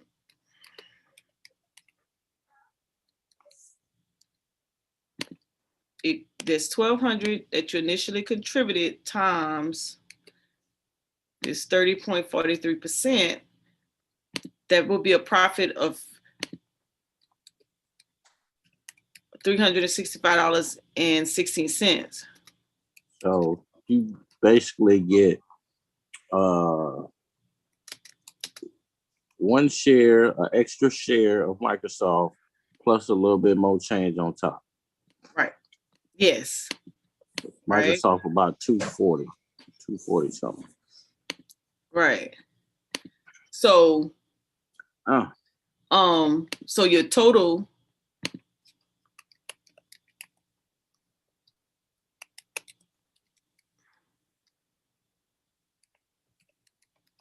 asset worth would be equals the 1,200 plus the 365, and that's what it would look like. Oh yeah. So when you all you're thinking about, okay, you know, how this works for me, you could do something simple as this: create you a spreadsheet and say, okay, let's say you want to do it across you want to take so this will be the initial. So I'm gonna come down one, and you want to do that over a few assets, because you know how we are. We want to break it down, make it look like we got a whole lot. Mm-hmm. We want to do 20 over here, 20 over there. Okay. And let's say, let's use yep, give me 5 of them. Put Mix in. it up. I want some EFT. I want put in ARK, ARKK. ARKK. Oh, I think I got that one. Kathy Wood joint. Okay. Boom. Write these names down. Performance. Ooh. 161.33. Listen, if y'all don't gain nothing out of tonight, man, y'all ain't want none. Let me get them. What is it? ARKK? Mm-hmm. Yep, give me all of them. I'm gonna with Fundrise, the same kind of real estate investments that have powered the world's strongest portfolios for decades. Man, where is it coming from? Scroll all the way to the bottom. The power of real estate investing is now in the palm of your hand. Oh my God. Give me another one. Put in. You can put in that block one. BLOK. Oh yeah, that's right. Put in the block. Chris got all the power players. Hold on, I think I didn't get the 204.48. I didn't get the ARK one. Hold on, 204.48%. Need to go back and get that one. Just showing you guys how to set yourselves up for the future. That's all. Simple. We're not even getting you to do no day trade, read no charts, none of that. 161.33. Until you make yourself out to believe in and extend the time necessary to do all that. Don't frustrate yourself. Get them all.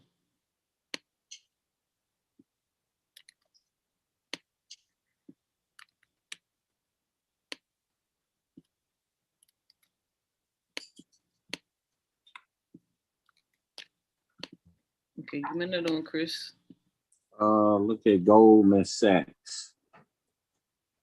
Okay.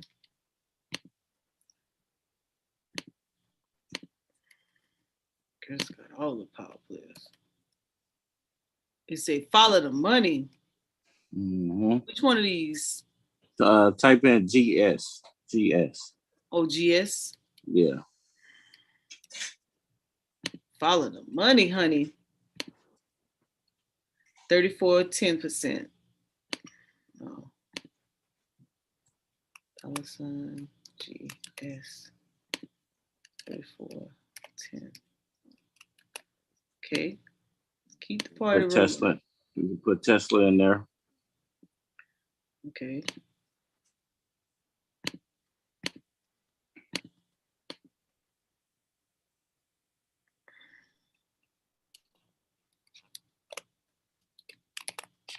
Let's go get there. Uh-oh, wait a minute. Well, I'm missing something. What was right here? Oh, no, that's right. Wait a minute, Chris. I missed something. Uh-oh. GS is 34. What was 24? Didn't you give me something after that? Block. Oh, that was block. Oh, let me undo it. Hold on. Undo. Okay, so these gotta come down. That was fine. BL. There we go. All right, so now I'm just looking for Teslas. Mm-hmm. Tesla.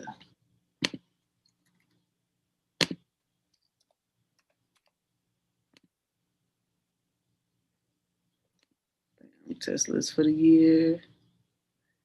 364.91. 364.91. True. Lucky I put Amazon in this mug.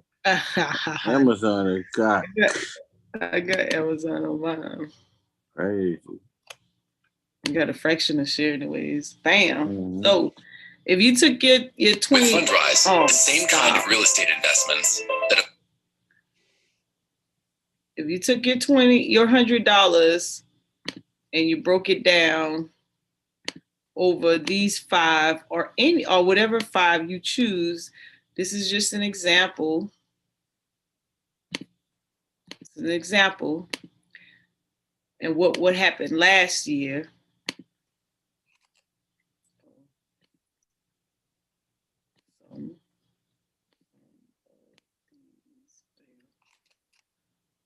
This is how much you would have. Look what that $100 would have done for you.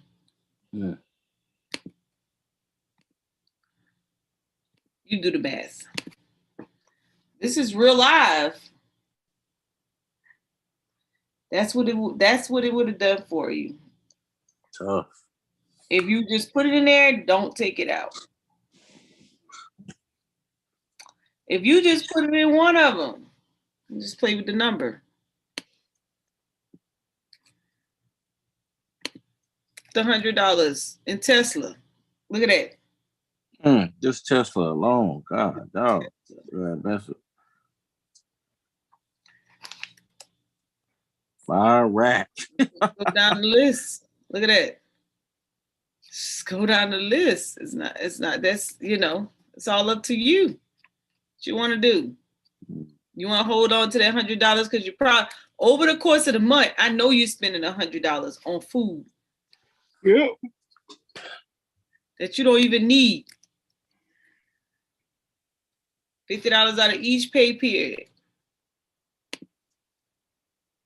You do $10 for y'all who just getting started, and it's so hard for you to give up the money like it was for me. So hard. You gotta make yourself out a believer. Mm-hmm. $50. What you gonna do? What you gonna do? It's available. Sure Now, what about this was difficult? Nothing. Very simple. Put the money in it. You get your tax return. Some of you are getting a lot of money. You could take a percentage of that tax return and throw. Chris just gave y'all some power hitters. Mm-hmm. Some power hitters. Exactly. You spend more than that on ice cream. You're right.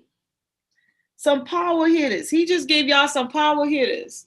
I showed you the sources. You know how they say source up and shut up? Boom. I just gave it to you. You could have taken each one of these. If you can't remember the FinTech account, you could go to Google, put in Microsoft.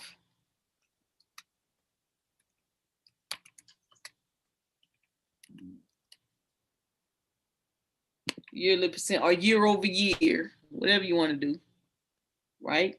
And it's going to give it to you. It's going to give it to you. It's going to give you the amounts, market cap. You start seeing them dollars, tell you all about the company, what it's trading at right now. You go year to date. Look at the chart over a year. It should mirror up over time. You can see what it's doing. You can see what it was worth.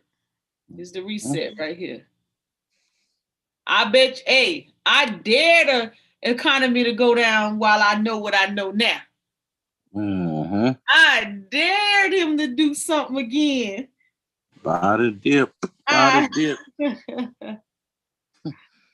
Kayla says, I can say since since once I started to take it serious, you will see it pay off. Time, patience, and discipline is key. I think I've spent about $800 in the last week on stocks. I remember when Kayla said, if I can buy some weed, I can buy some stocks. I remember her taking her money and starting to shift it over. I remember. Okay.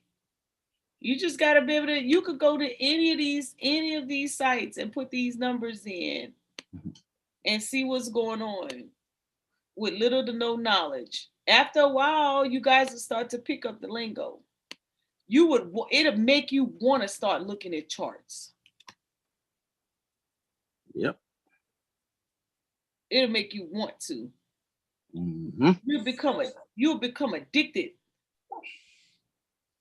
to this information. Again, we're talking about retirement. How are you setting yourself up for retirement? What are you doing? Are you just putting it in? Are you just thinking that Social Security is going to be there? It's not enough money. Let's look it up. Let's look it up. How much is Social Security?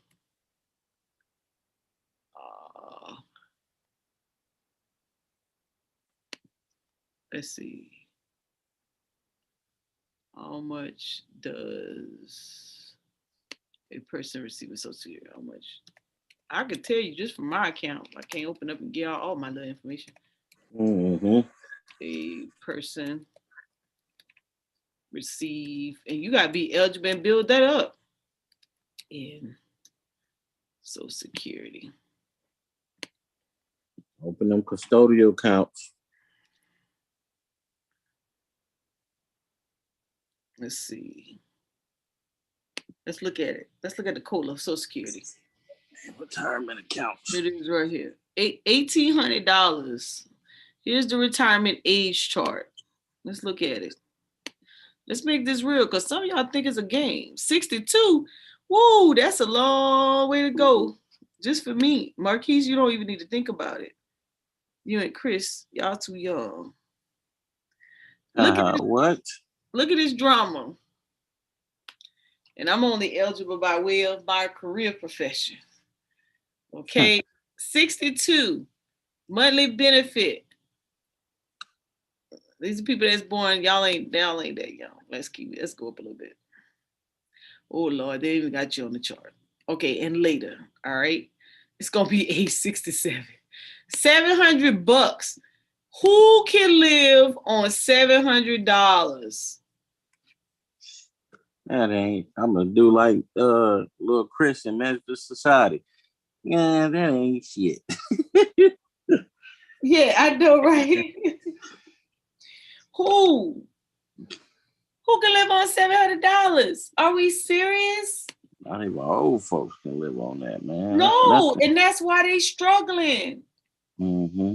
And that's the straight up Social Security. So someone be like, that's why you see them trying to get Social Security disability. Mm-hmm. Because Social Security disability, let me back it up, is a little bit more. Let's see if I can get to it. If you guys have not looked at your Social Security to see where you are right now, just go to this SSA.gov and open up an account, and you can see exactly where you fall. I'm like, man, listen. You can see exactly how much you work right now in Social Security. I know how much mine is if I had to get it. That's the COLA. Let's see. Let's see if they give you the disability one. Social Security disability. And granted, if you make it more than $142,000, you don't even need to worry about it. Don't even worry about it. This ain't for you. So think about it. If Social Security, let's see, Social Security disability.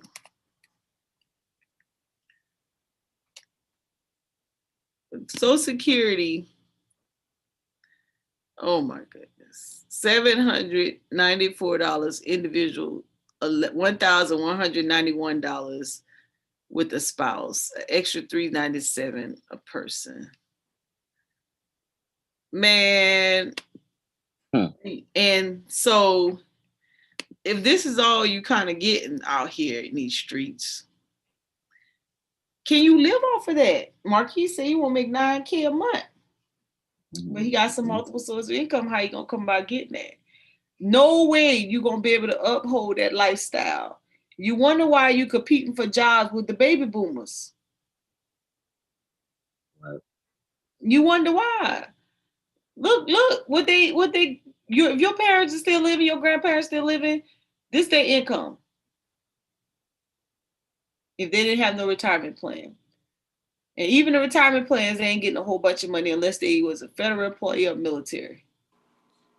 Maybe. Hey Mo. Huh? And it makes me think, like, how much money did they actually put in when you account for inflation? Like when they was paying Social Security working. Oh my goodness. It was on here. Hold on. Especially compared to what they're getting back out of it. Yeah. Like, I would be interested to see what that number, that ratio is. That percentage? Dang, I just had it up.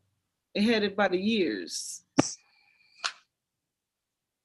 See, 1.3% right now. Hold on, I just had it. It had the chart. I think it was on this one.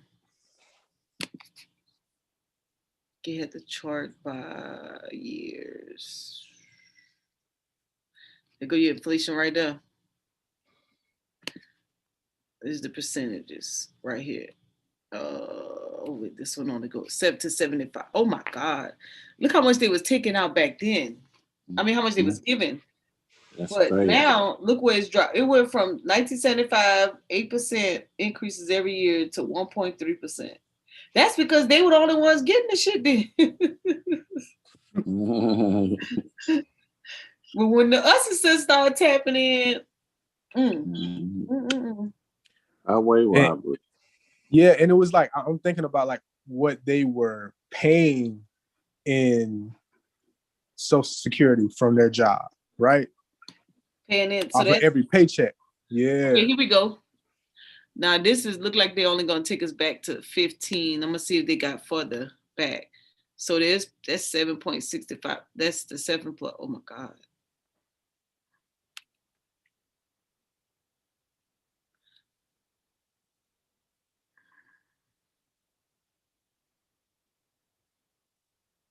Let's see. That's tough, man. Yeah, that's what I'm saying. The disability workers, they get the ones who got on disability, they get a little bit more. Yeah. So 7.65%. Let's see if they got it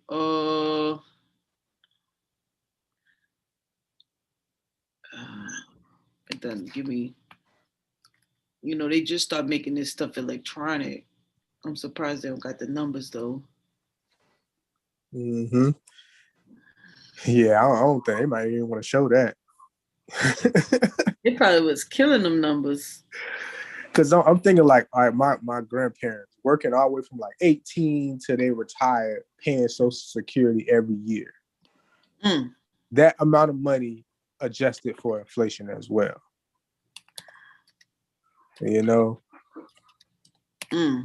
That has to be a crazy amount to be getting $700 back. You know what I'm saying? A year.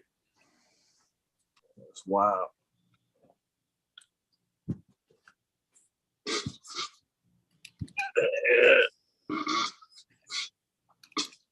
I want to see you make it. Here we go. 1940. She was paying $24.75 on an income, $2,400. Let's see if they give me a table. See me make it. Oh, here we go. Here you go right here. So this is the percentage calculator through the years.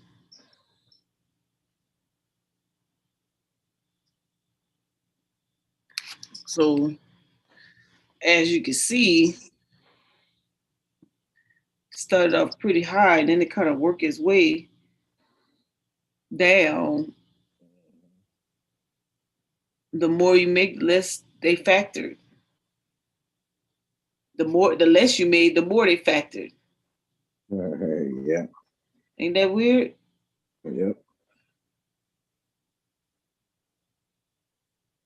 So it's one of the things where you gotta get your priorities. So investing in assets is your only vehicle to self-sustain. I don't know. I don't see anything on here that says wait for Social Security. Nothing on here.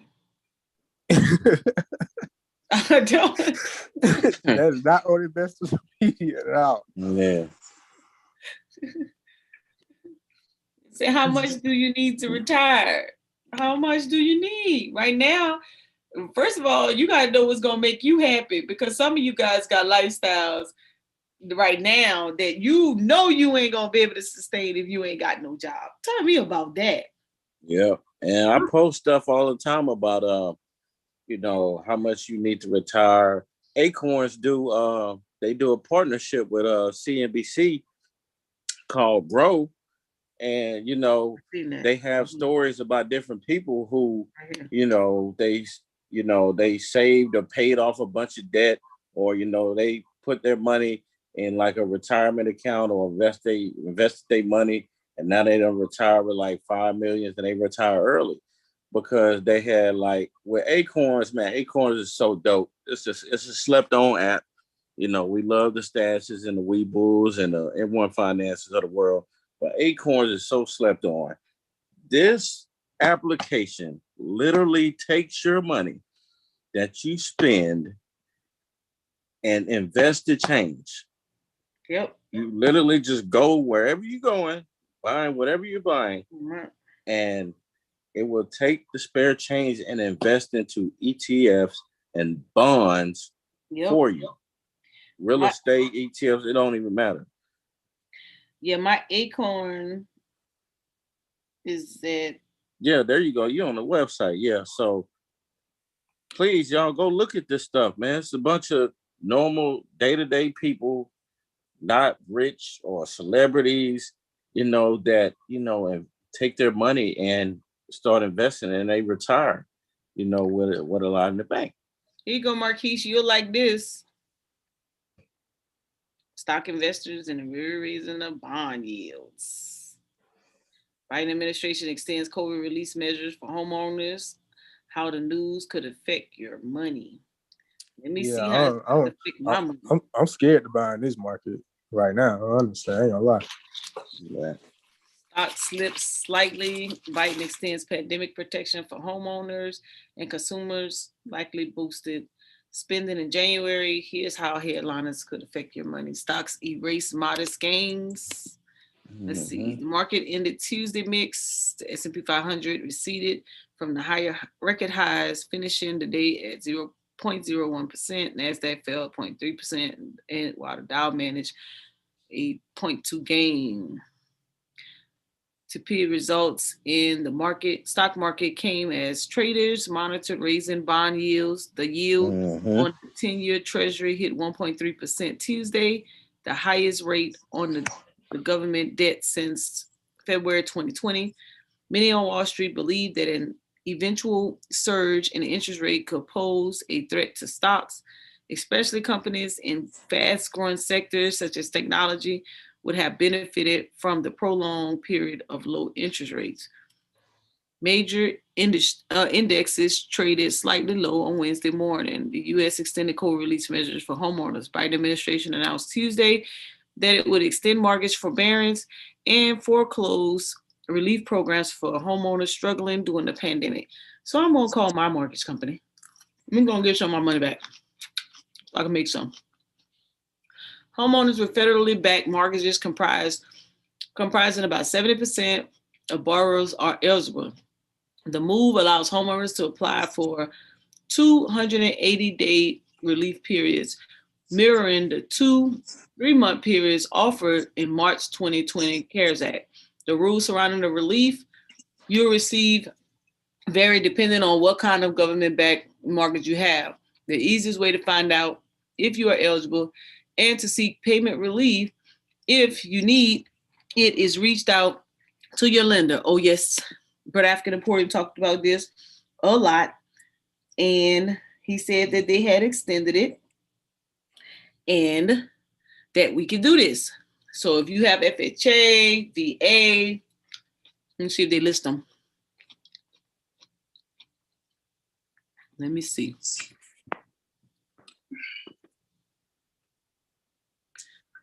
That's almost a year, y'all. Now here's the deal though. If you're gonna mess with your mortgage, you're gonna get the money, you won't have to pay it. You gotta take your money and you gotta be smart with it. I'm gonna tell you what I'm about to do with mine. This list right here. Oh yeah. Watch me work. Let me go on and save this right now. Yep, y'all gotta this is an idea for a lot of y'all right here. Let me go on and save mine. This like the wrong night for our panel guests to be missing. Y'all need this info. Facts. Oh, what was I on? Hold on, let me stop sharing for a second so I can regroup. Where's my page at? I lost my Google. I closed it out. Where'd it go?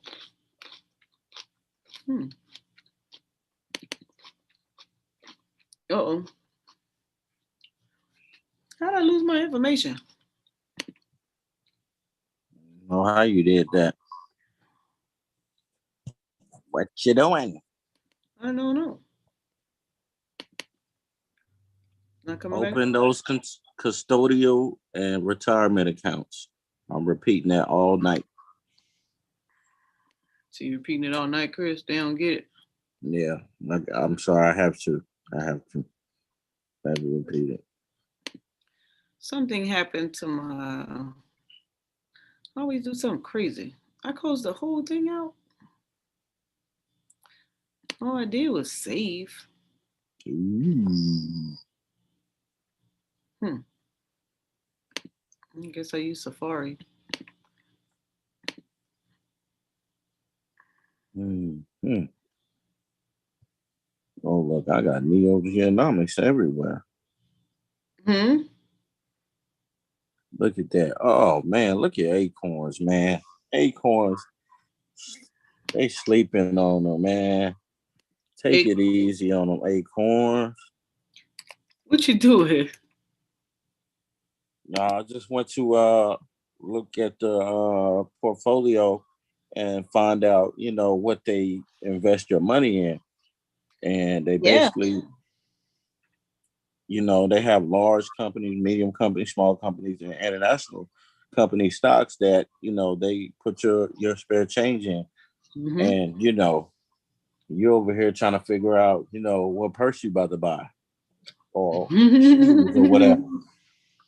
What you gonna do with that income tax check? Just think, if you got $2,000 back on your income tax and you apply it to Mo's Excel spreadsheet, just go ahead and throw the money in right now. Just throw it in. And then we come back a year from today. Guess how much money you will be up? Now you may take a little small loss here and there because we know stocks go up and down, yearly, but some stocks end better than others. But if we're looking at the gains right now, they had you put your money in. Come on, guys. It's not rocket science. It's really just math at the end of the day.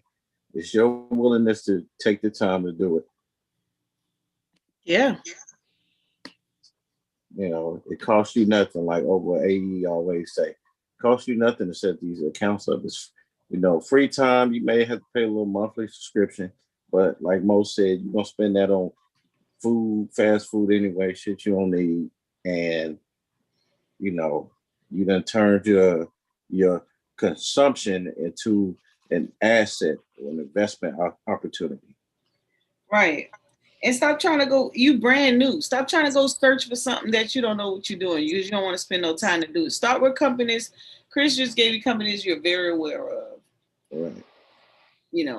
Microsoft, because you use the computer all the time, or you're familiar with Word, typing a recipe. Or you're buying a $500, $600 Xbox. Right. But they ain't got no stock to show for it. Art, Kathy Woods, y'all know her because of the Tesla deal. Right. Right. Block, you know that because you watching crypto right now because of what Bitcoin is doing. Mm-hmm. Right. Was it Goldman Sachs? You know them because of the banking industry. And Tesla, you know them because of electric cars. Yep. Start with stuff you know. And then look to see their growth. Let me open up a chart. Then you'll be too excited about trades. Where's Brandon? He missing in action. Brandon, just like my post. Uh-huh. I mean to snitch on you, Brandon. Where he at? I don't know. Working? Probably. Look. You could have just looked at Bitcoin 2 days ago, put a couple bucks in it. It's at 52,000. Mm-hmm. What are you doing? Watching and waiting for it to drop to say, look, it's not staying up that high? Or are you going to capitalize in the moment? Man, listen, Chris, when I looked at, oh my God. And I'm look at it. I looked at Rock blockchain. Yeah, right, going crazy. This morning, I looked at it. It was $57 or $50, and I was like, "Wow, it's doing great." Just this morning. And Ride is under that block. ETL. Yeah, I know. Well. Yeah. Just this morning. Why your screen not sharing, Mo? Oh, you can't see it? Mm-mm. Okay, hold on. Hold on.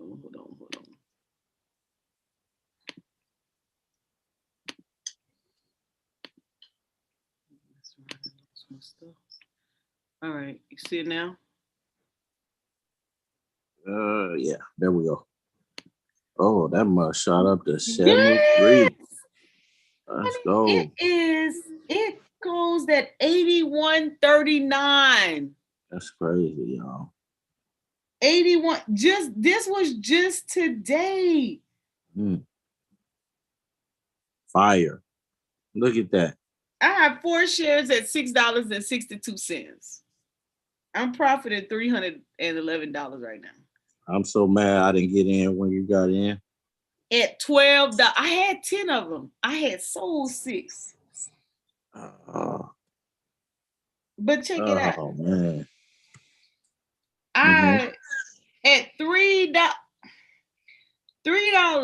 Oh, let me go back to the spreadsheet because you just gotta show them. Let me make me another little deal here. $3, y'all. I told y'all I was cheap. I got this one, African Emporium. Had just do one. He said that this was, when I was like, well, what can I buy that's run with, Bitcoin? If I couldn't afford Bitcoin, and I didn't buy the Bitcoin at the time.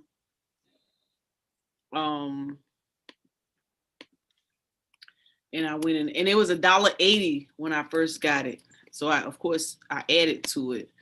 I'm gonna do the performance. I have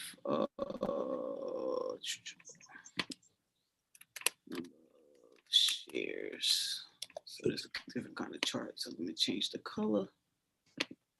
Something else. That's too light.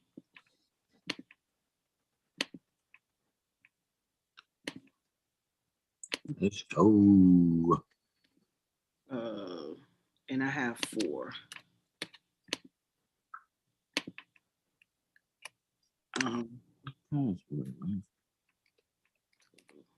Value. And I'm just trying to show you all my little logic of what I did. So I have this, my value times the 4 shares. $14 is what it's cost me.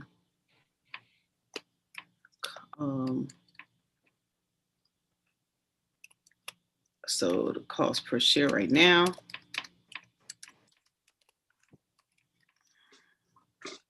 current cost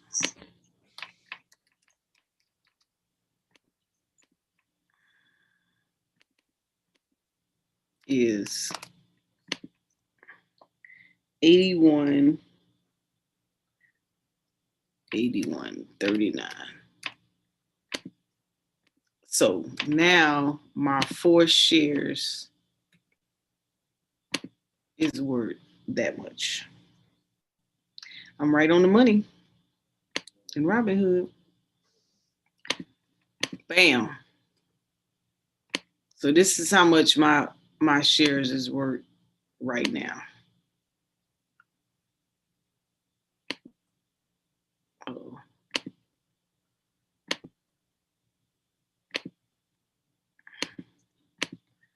Right now. That's how much my shares is worth. And this is how much I paid. Come on, y'all. Come on. I did what Marquise said earlier. I showed you the journey. I spent $14.48. And you know what gets me? When I try to tell people what I done, the first, you know what they want to tell me, Chris and Marquise and Onika? They want they want to say, well, you could have bought more. What did you buy? Yeah. I know that's right. Don't tell me what. No, I could have bought what I bought at the knowledge at what I was comfortable with buying. So I'm comfortable with my $300. And then they said, well, what you gonna do if it goes down? It's called stop loss. Stop order. I mean, stop loss. That's good. Yeah, that too. Yeah, right. Yeah. So if I want to take some off, you know, you hear people say, I take some profits off. I ain't gonna lose my dollar cost value. So I could take something off. I could take something off the table. Guess what? And I wouldn't lose. I'm not losing nothing because I only paid $14.48. I could take some of this profit off because in Robinhood, you could do fractional shares. I can take it. Let's say I take off. Let's see. Take some profits. Let's say I take 200 off of it. Right?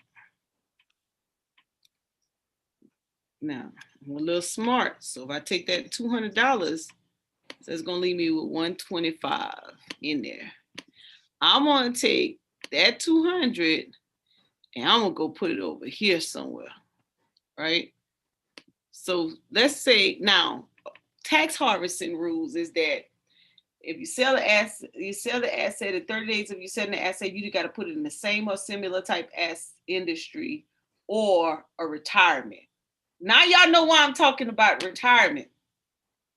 You sell it and put that money within 30 days back into the same industry or sector or a retirement account. So if I put it in the block, look at it. And it maintains, give or take a little, that average.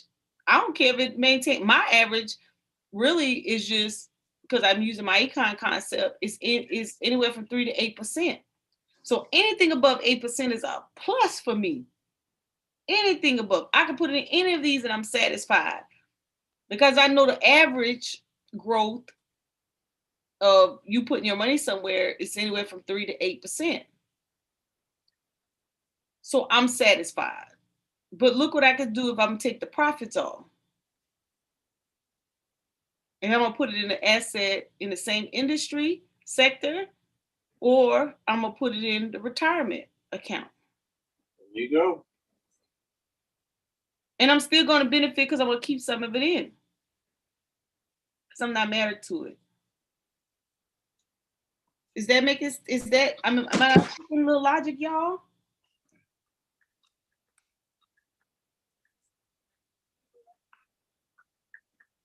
Anybody got any questions in the chat? I'm just trying to help you think through how you should maneuver your money.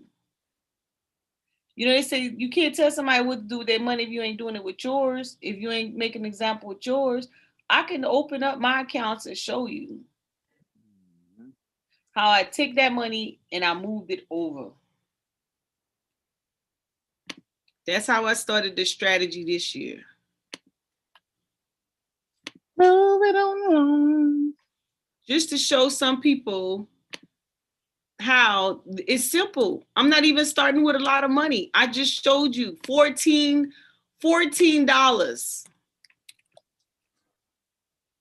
Man, $14. I don't think they heard, Chris.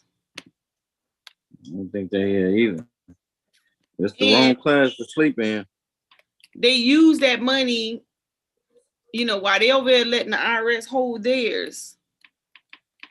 You know, a lot of people try to get me to listen to a whole bunch of different folks, but I've already chosen who, you know, I'm creating my strategies and my methodologies around what I'm learning. So I don't really have the capacity to just keep listening to a whole bunch of people. I need to get my strategy down, and then I can add more value to what I'm learning from others and build on the information. So I'm making my method work for me. And I'm going to show you all how I took, and this is just giving an example of how I actually make this work for me and why I want it to work for you. Oh, she said, did you create that Excel chart? I did. Mm-hmm. I did. I could send it to you if you want it. Mm-hmm. I could send it to you. Let me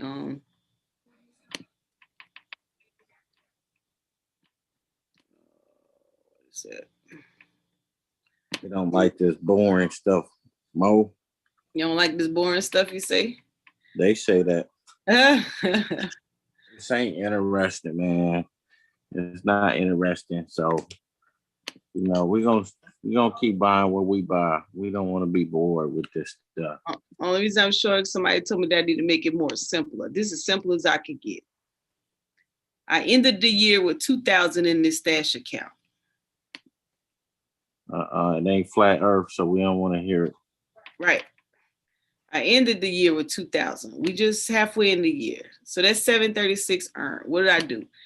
When I learned about tax harvesting at the end of the year with Brother AE, this is what I did. I start taking the money and I start shifting it, or I take my profits and shifting it over into my stash. You about to go because I'm about to get them other things that Chris got. So I took my long term. I thought I was doing something with my little 16%. Yeah, you funny. I put my $100. Hey, listen, I was talking to the audience, but I'm talking to myself. I took my $100 and I put it in this long-term mix, right? Mm-hmm. And that's my percentage. That's what I'm getting off of it. Okay. Yeah. But I got some info tonight, right? And this is what this one is made of. I'm gonna keep this one. I'm gonna just let that rock. Mm-hmm. And I'm gonna just switch my contribution into another ETF or one of the ones you got. So this is what I'm rocking over here: S&P 500 ETF, MSCI. I think that's derivative market. And then the bond ETF, and emerging, and an S&P mid cap. So that's what this one is working with. And so, and that 14%, I mean, that 16% is pretty good. Yeah, it's good. You know, so I'm moving my money there, right? So I'm going to add, what Chris just mentioned, I'm going to add those here. I'm going to add these, and I'm going to break it down. I'm gonna share with you all exactly what I'm gonna do. You already know I'm doing 100. I'm gonna do it just like this, and I'm gonna let it go. And we're gonna have this conversation in 2022, or maybe July. I'm gonna let y'all see where it's at. Now you have a choice to do with however you like to set up your retirement. No, you can't do that through Robinhood. Oh yeah. In Robinhood, yeah, you could take money off the table. Yeah, you could do fractional shares. You could sell some of it, but you sell the dollars or some shares, so you could put it in there, and you could just take some off of it. Yes, you can. That's the only reason I stay in Robinhood for that purpose right there. I don't know that any other app you could do that. You guys got to educate me. Can you take some profits off the table other than selling a whole share? Like fractional shares in another app, in other apps, other fintechs? I believe so. Like I feel like I've traded fraction, like by a dollar amount. A lot of them allowing you to do, I think Fidelity does, if I'm not mistaken, allow me to do a dollar amount instead of Okay, a share. share. Yeah. I know Webull does it with the crypto. Yeah. It's just inherently like, yeah. Look at that. Look at that, y'all. Just from us talking, a whole $1,000. Y'all gonna lose you some money just that bad. What's that? Oh yeah. Oh yeah. Let it climb. Get rich off a dime. Ethereum? Yeah, I'll be getting all kind of little pop-ups. Yeah. Turn your phone into ATM, man. What? And that's why, that's why I try to tell the family about that airdrop.io. Yeah, I could have been getting free crypto, airdrops, sold it, whatever little cryptocurrency they gave you. You could have kept it, but you could have sold it for Bitcoin. You put it in Bitcoin or Ethereum and be reaping those benefits right now. For free. Every day there's airdrops. They're giving away $5, $10, $20. What's it called? What's the website? Airdrop.io. You should add up, man. $10 can make you 50. Oh. So, like my dollar did, my dollar in GameStop made me $80 in M1 Finance. Bam. We went to Sizzler on that $80. It don't even exist no more. Airdrop right here. There y'all go. There's the website. Y'all take a picture. That's it, Marquis? Stop playing. You say stop playing, Marquis? I'm saying stop playing. Like, this free money. Like these crypto, currency like companies and platforms, they're giving away free tokens. You just got to sign up. Sometimes do a little basic stuff, and they're giving it away. Nope. BC basic another one, basic attention token. They have a browser called Brave Browser that gives you BAT tokens to browse. Yep, I use their browser too. Yep. Free, like you already browsing using these other internet explorers and stuff, all these other platforms, but you're not making nothing off of it. Why not make some off of it? Yeah. That's going up in value like crazy right now, I got a lot of those BAT tokens, matter of fact. Just from Coinbase. Earn the rewards. They give you free coins, man, just for listening to video. Yeah. You get to learn, you know what I'm saying? You get to make money just from watching them. And I guess Coinbase, another one. Coinbase, and another one is Coin Market Cap. They got a little sum on it too. You just go through couple of little tasks and then you get free, $5, $10 worth of crypto. Same thing.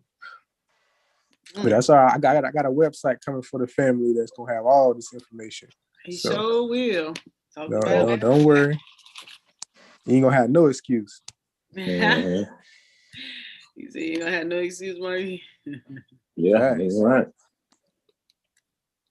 Like, this stuff is, I mean, again, you know, we talking, you need to gain some info, where you need to start, how do you need to start, what's beneficial to you, you know, just think about how you want to live the rest of your life later. Or you just want to sit there, you want to complain and sit there and work for the people or work for someone else. Right. Why not? Quentin said, do you have any Forex currency trades or platform you guys use or like? Thanks. MetaTrader 4. Let me go to it. Right. Meta, Yeah. MUTA trader. Yeah. Yeah, MetaTrader 4. That's your best bet. You I mean, just you have to find get a the broker, of course. Yeah. This Find one. the broker, man, that This right here. Facilitate your trades. yeah. Mm-hmm. And that's another thing too, Mo. Do you use Fibonacci's? Have you added that to your tool belt yet? Oh, you know, I had seen it before one time. Hold on, I'm logged in now. So let me go. Oh, don't say one time at Bandcamp. Yeah, I let me see if it should be on my favorites. Hold on, look at this shit right here. Look at all this volume. Even if it dropped, whatever. Yeah. Once you add these pivot points and this Fibonacci, the golden ratio to your repertoire, It's a you're goat. gonna be dangerous. Okay. Let me get on it. Well, no, the golden ratio it's not necessarily, you know, like they might have an indicator, but it's Right just it's a certain point on a Fibonacci. You know, like you wanna create the Fibonacci yourself. You don't want to start with an indicator. Like you want to learn. How do I create it? Yeah, you got to go to your tools. You see where that little pitchfork looking tool all the way to your left on the toolkit. Mm-hmm. Yep. So click that and go to Fibonacci retracement. This one? Yep. Might as well start. Yep. Mm-hmm. Find That's out the premium and discount right there. Now, go ahead and go to a 15-minute time frame. And can you stretch that out, make that price action look a little better? Okay. Stretch it out like this, or stretch it out more Lord. Yeah. You know, I didn't know that was about to do that, right? Yeah, that's the Fibonacci. It's real, you know. They make it a little more. I wish it was a little more simple. Like you can customize it, but how they automatically have it like that, to me, that's too much. Usually it'd be a little more simple, but we're gonna use that anyway. You can exit that out. Like you don't want to put it right there. Oh, yeah. How do I exit? You just delete it. You can click it and hit delete. Okay. All right. Yeah, I was actually just to stretch the y-axis out more, so the price action looks a little better. Yep. Mm-hmm. Okay. Yeah, that Fibonacci it helps you look for, you know, some good, you know, good points to, you know, enter in at, to, you know, just take some profit. So you can buy at, you know, discount or a premium. And you just kind of use that indicator to find out, you know, swing highs and swing lows, you know, where, you know, where institutions get in, you know, when they, you know, when they selling and when they're buying, where they're buying it.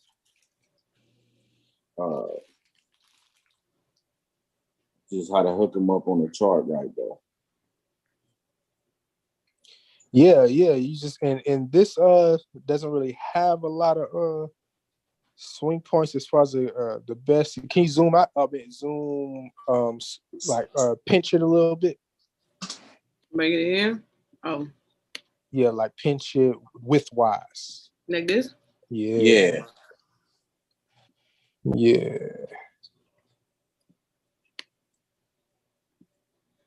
All right.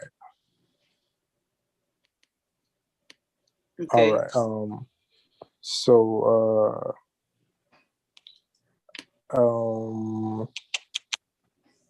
yes, because let me see.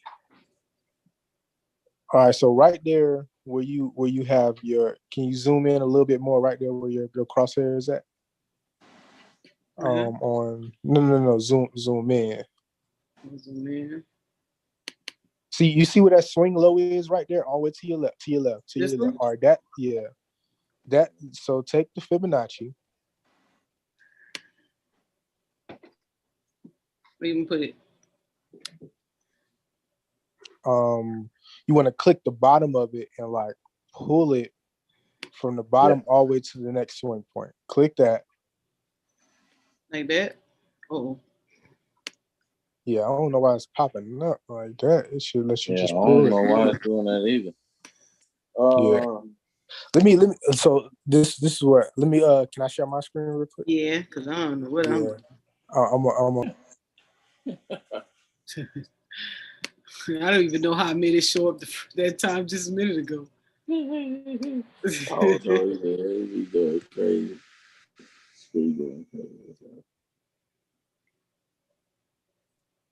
Onik, you all right? You hanging out with us? She probably like, girl, I'm washing my hair. No, I'm here. I was on mute. I'm just messing with you. You follow everything we saying. It's just beneficial. I don't know. You're probably already on point with all this stuff. So far. Hey, family kind of light tonight. Where everybody at? I don't know. They stuck in the snow. I mean, I'm stuck in the snow, but you got light? You got power? Yeah, the power's working today. That's why I couldn't really get on last night, because it was just kept going on and off. Yeah. Service is very, very limited.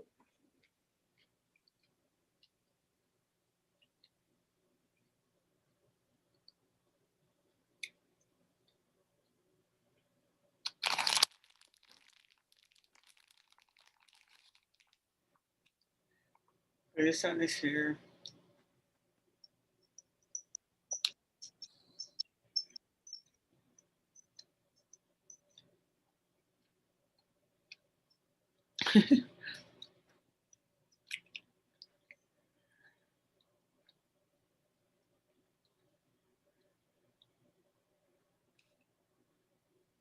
Come on, come on, come on.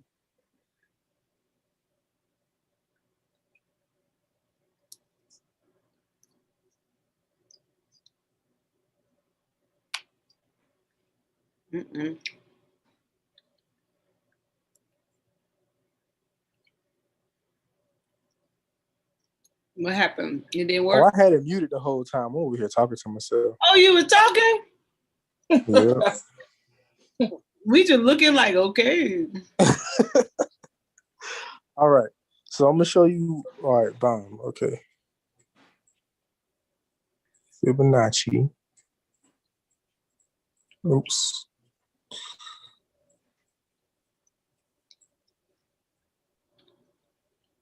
Fibonacci retracement. There we go. Can y'all see my screen? Yeah. All right. So you would just take it from a swing. This is a swing point. It's on the spine. Okay. You take it from the bottom of the swing point, right? And then you stretch it out to the top of the swing point. Okay. Okay. And the sensitive places, well, matter of fact, hold on. See if I can do it smaller.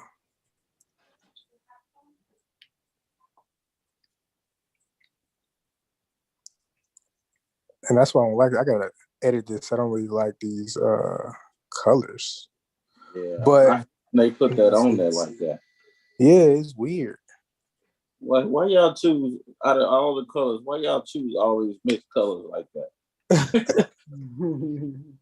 All right.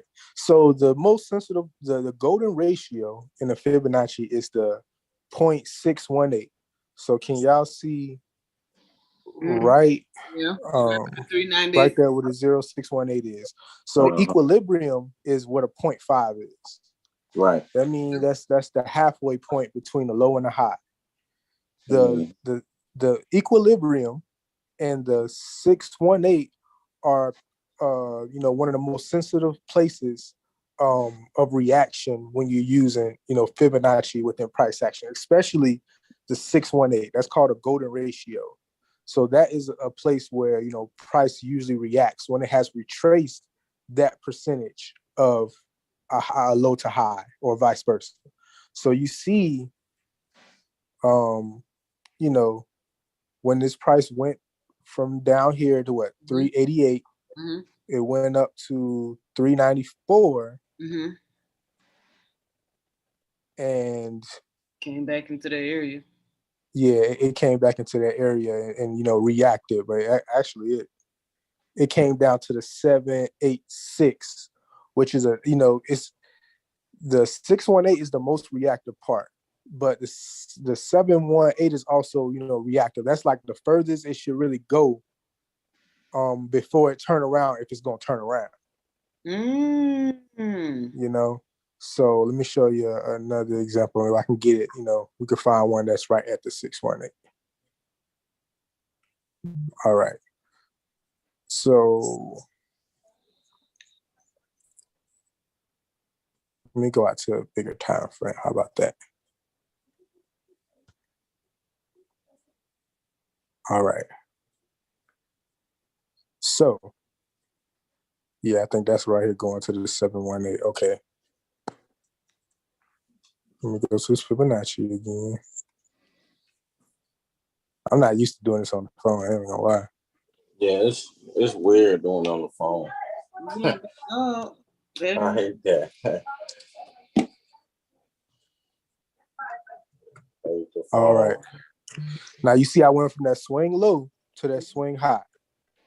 And it went from a little bit under 388, then went up to that 394. And where did it pierce down into? Right to that 361 area. Well, no, the three. What is it? I can't see them little things on top. It went up to 394.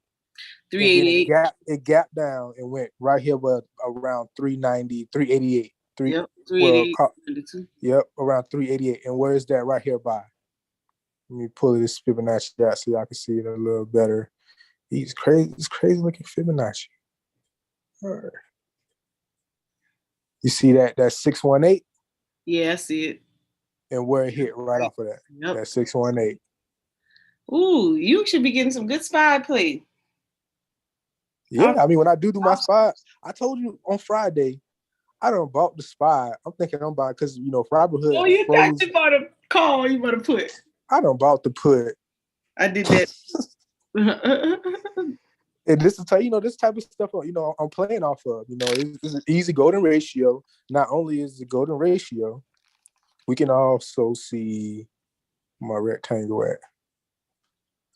We can also see right here an order block.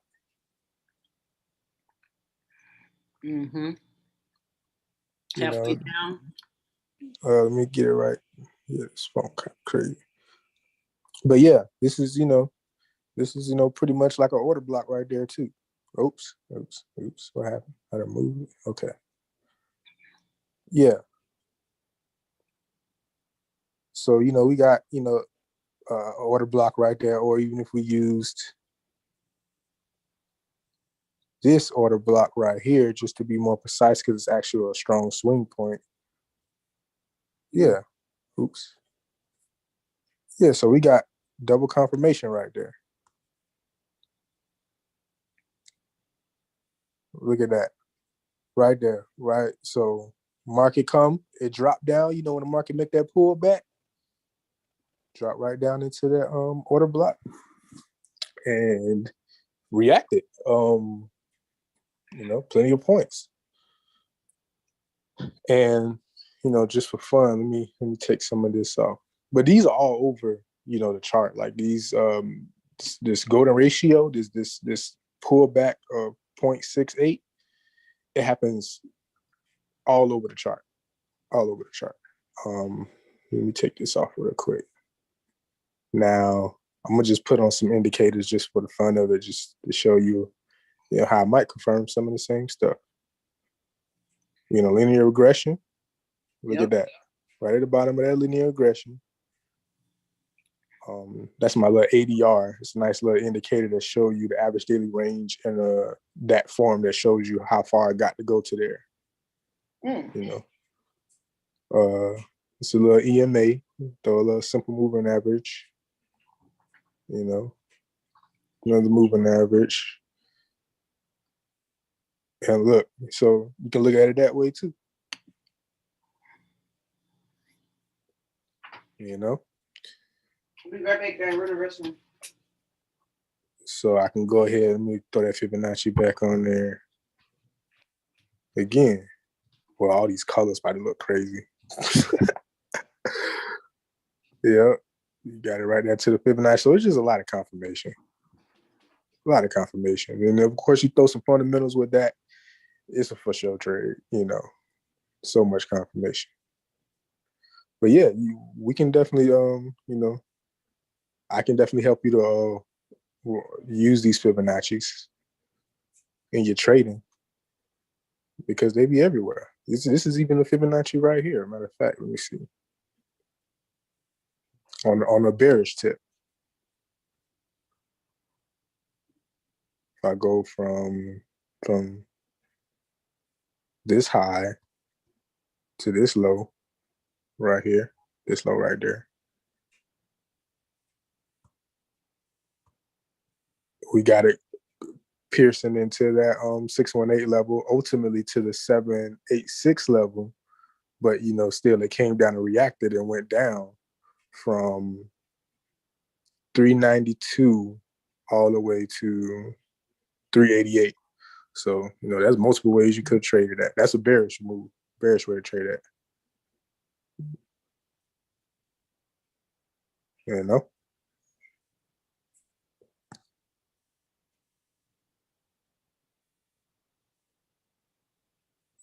But yeah, that's all.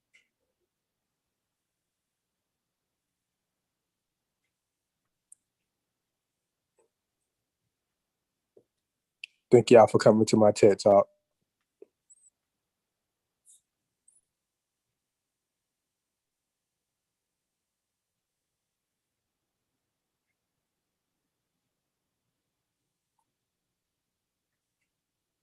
Let me look in the chat real quick. Anybody in the chat talking?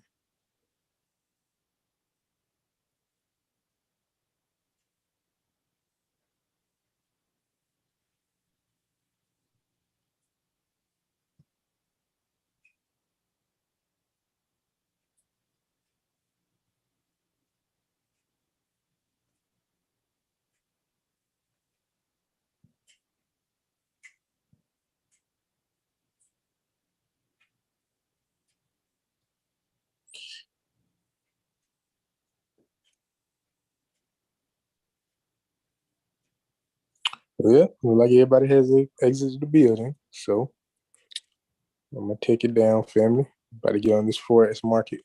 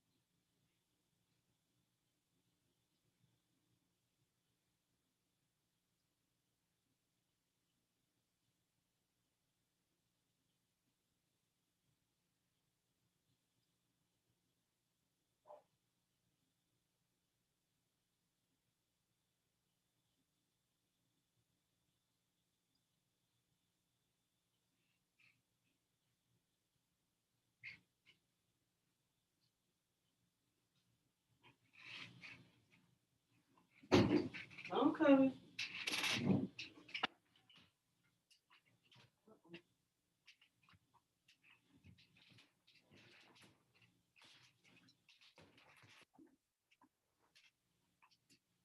My bad, y'all. I had gone to the restroom. Yeah, no, it's all good. I think everybody then tapped out on me.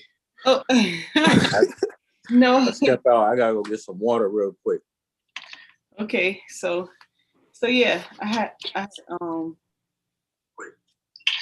gone to the restroom. My bad. I've been sitting here since 6. Okay. Yep. So good stuff. Thank you, Marquise. I hope some people got some information out of what we were trying to convey in reference to starting somewhere, getting prepared for retirement. These years go by so fast. You know, I can remember thinking about, I wasn't even thinking about retirement, but when I realized it was almost time to end the career field, I was like, oh man, you know, immediately I started thinking about lifestyle. Let me show my screen again.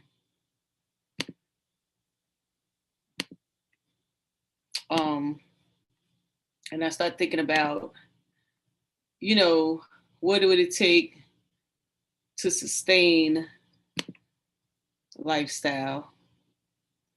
Let me open up a new sheet. So you start thinking about, you know, your expenses. I bag my way into what I'm gonna need. So just to give an example, we talking mortgage, because I ain't hit it big yet in the market yet, paying off no mortgage. You talking about mortgage, you talking about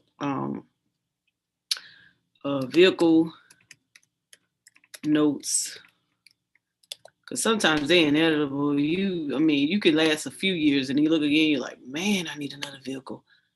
You know, you try to make that thing last and let that be last result. But if you like me, a traveler, you gotta stay in something that's worth, you know, traveling the road, because I'm always gone. You're talking about life insurance.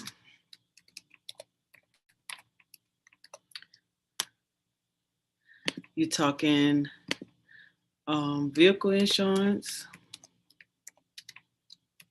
I guess I should have put that right next to each other. Move that right here. Put that up underneath there.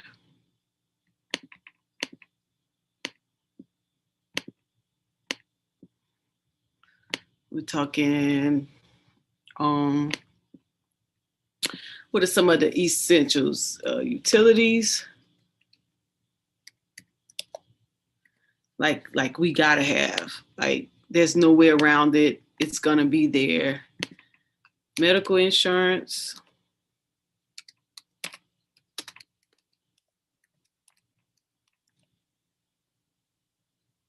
I could think of anything else. Like you can't get around these.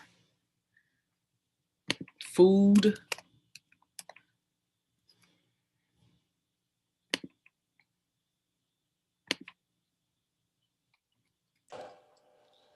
It's supporting, you know, loved ones and stuff. So whether it's, you know, children or. So we saying kids essentials.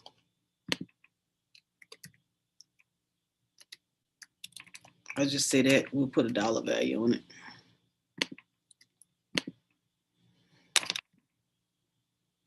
What else? We probably.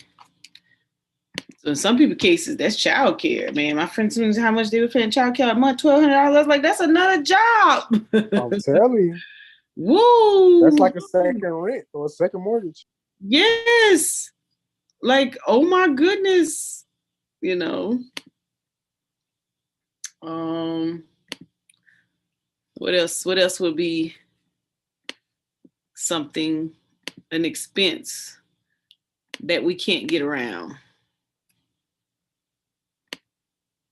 We gotta have, like, we're gonna have it regardless. Would you say what, entertainments or Yep. leisure? Yep.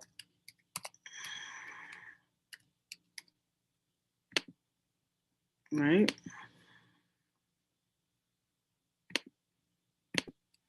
What else? What else? What else? For starters, right? It's a good start.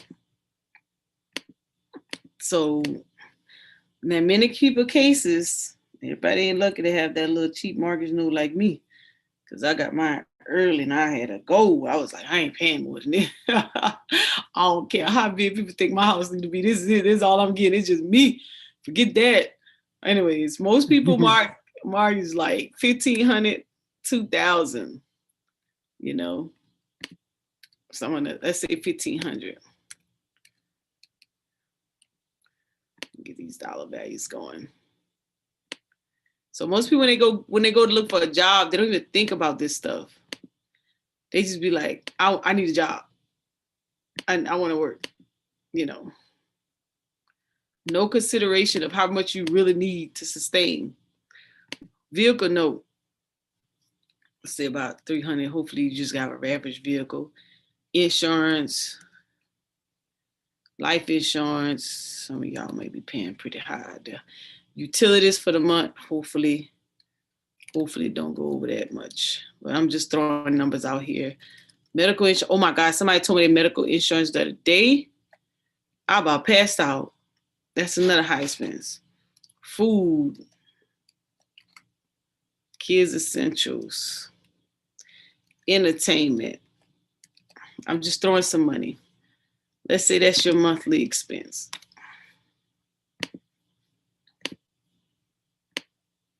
Monthly. Can't get around this number. Hell or high water. You got to be able to meet that demand. This is like, you done broke that number down. You can't break it down no more. This is it.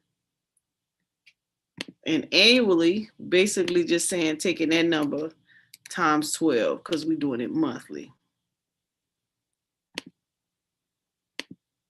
There it is. So at a minimum, we ain't adding no emergencies. We ain't do none of that. Nothing extra. At a minimum per month, right? This is what you need to be bringing home. So you have to ask yourself right now, based on where you're working, are you making at least that annually? Or are you allowing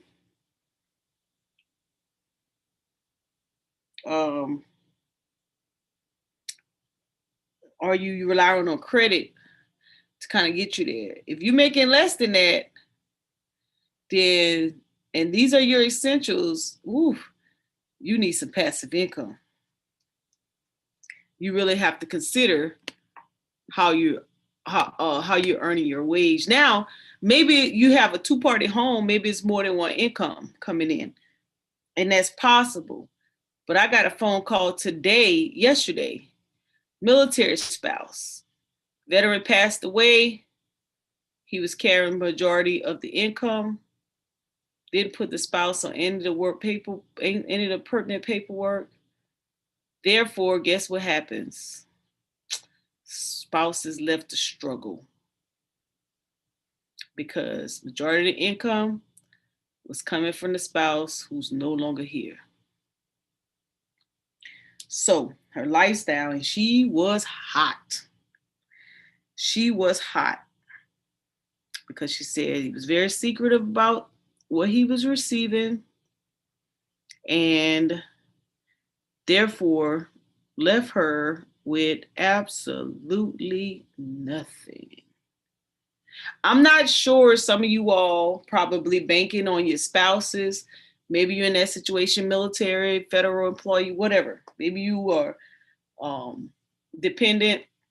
You know, your spouse is the breadwinner, nothing against it. You know, that's maybe how you rolling. But if you're aging, you better start thinking about, can you survive if that other income is no longer here? It's cool while it lasts. But at the end of the day, if one of those incomes depart, you got to be able to sustain And if you're unable to sustain it, this is a small number. In the Carolina, let's look up. Watch how this one work out. And this is how you try to figure out, like, how can you not start looking at investing as a way to start earning money? Average salary in South Carolina. The average salary in South Carolina is $54,672. I don't think so. I doubt it. I doubt it. I don't think so. Let me go to, it's probably by job. Yeah, there's probably more like it. 30,000. You better have been, this is going depending on your, that's what I thought, job description. Okay, you look at the average salary depending on the, let's see, payscale.com. Depending on the actual job title, it's going to depend on, going to tell you the average wage rates. So you can see some right here, some listed right here. So a cashier making $9, administrative assistants $15, customer service rep $13, maintenance mechanic $19. Okay. So the average salary is somewhere around. Some of this out. I'm gonna get lost in the sauce. 30,000. Then you're in trouble. Now, if both of you are making it, so what you have to do is that you have to think about, when you start thinking about retirement and you start aging, you start getting up there, and some of you guys think you got time, is how are you going to sustain? So with that being said, if you think you're going to reach retirement age before you pay off your house, then this is relevant. And mortgage is relevant. So that's why it's important that you don't start doing crazy stuff with your home equity or, borrowing from your retirement fund, all that stuff at an early age prematurely, just to have some money to go on vacation. Because it's going to come back to haunt you later, because those opportunities not going to be there for you. And you're going to be looking silly. Because we already showed you what you're going to get in Social Security. That's not going to help. And if these are your essentials, then you have to sit back and think about how you're going to meet that demand. So when you hear Marquis say something like, I want passive income up, 6 figures, and he's paving the way right now, you ask him, what are you doing to get there? He start talking about all the different funding vehicles that he has. And you're like, woo, that's a lot. But if he wants to get to that 6-figure retirement lifestyle, that's necessary. It's not a lot. There's a difference.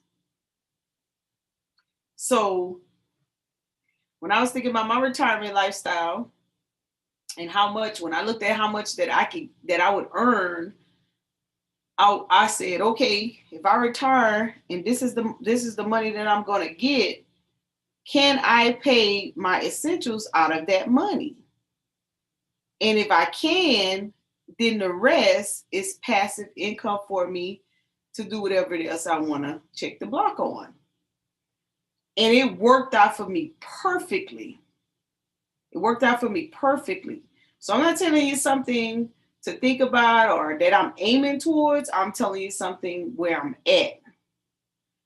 So if let's say if I was to get married and it increased my household 50-75%, I wouldn't, because I could sustain on my income, I wouldn't be, and something happens, I wouldn't be upset about my spouse's income staying or going, because I know I could sustain.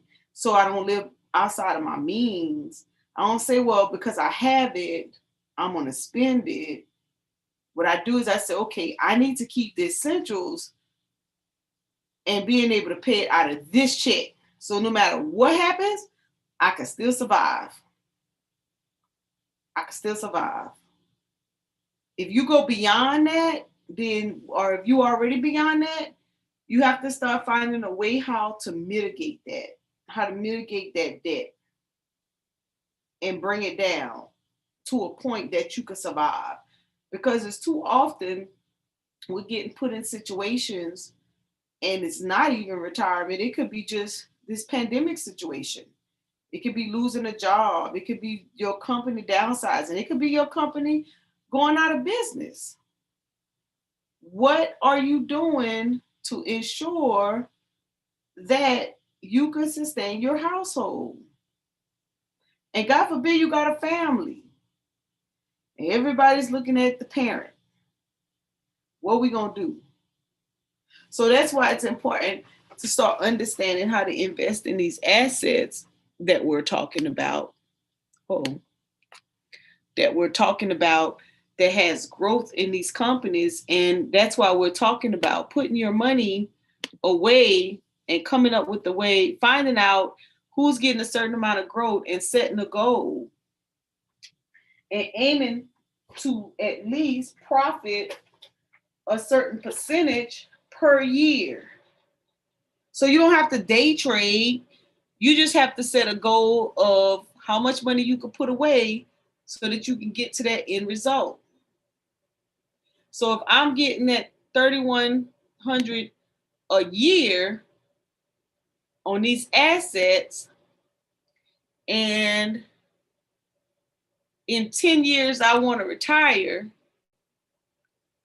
then I would say, okay, how much, if I kept that there and it sustained that particular growth over time, give or take a little, because you can't hit it right on the head, right? That's how much you would have over 10 years. And you would say, wow, that's not a lot. That's just barely an annual income that I could live on. So that goes to show you that $100 is not enough for you to put away per month. I think I had ran across some information and it said, let me see if I can find how much of your income you should not spend on expenses. I think that's what it was. I did. Yeah. So this little site right here, it said the 50-30-20 rule. This is a popular rule for breaking down your budget, 20-50-30. The rule is 50% of your income for necessities like house and bills, 30% for wants like dinner and entertainment, and 20% for financial goals like paying off debt and saving for retirement. Let me put that on my spreadsheet.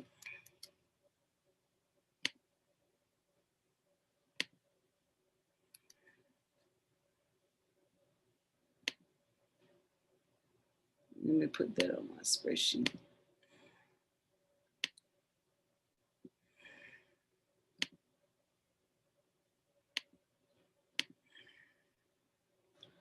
Let me get the link.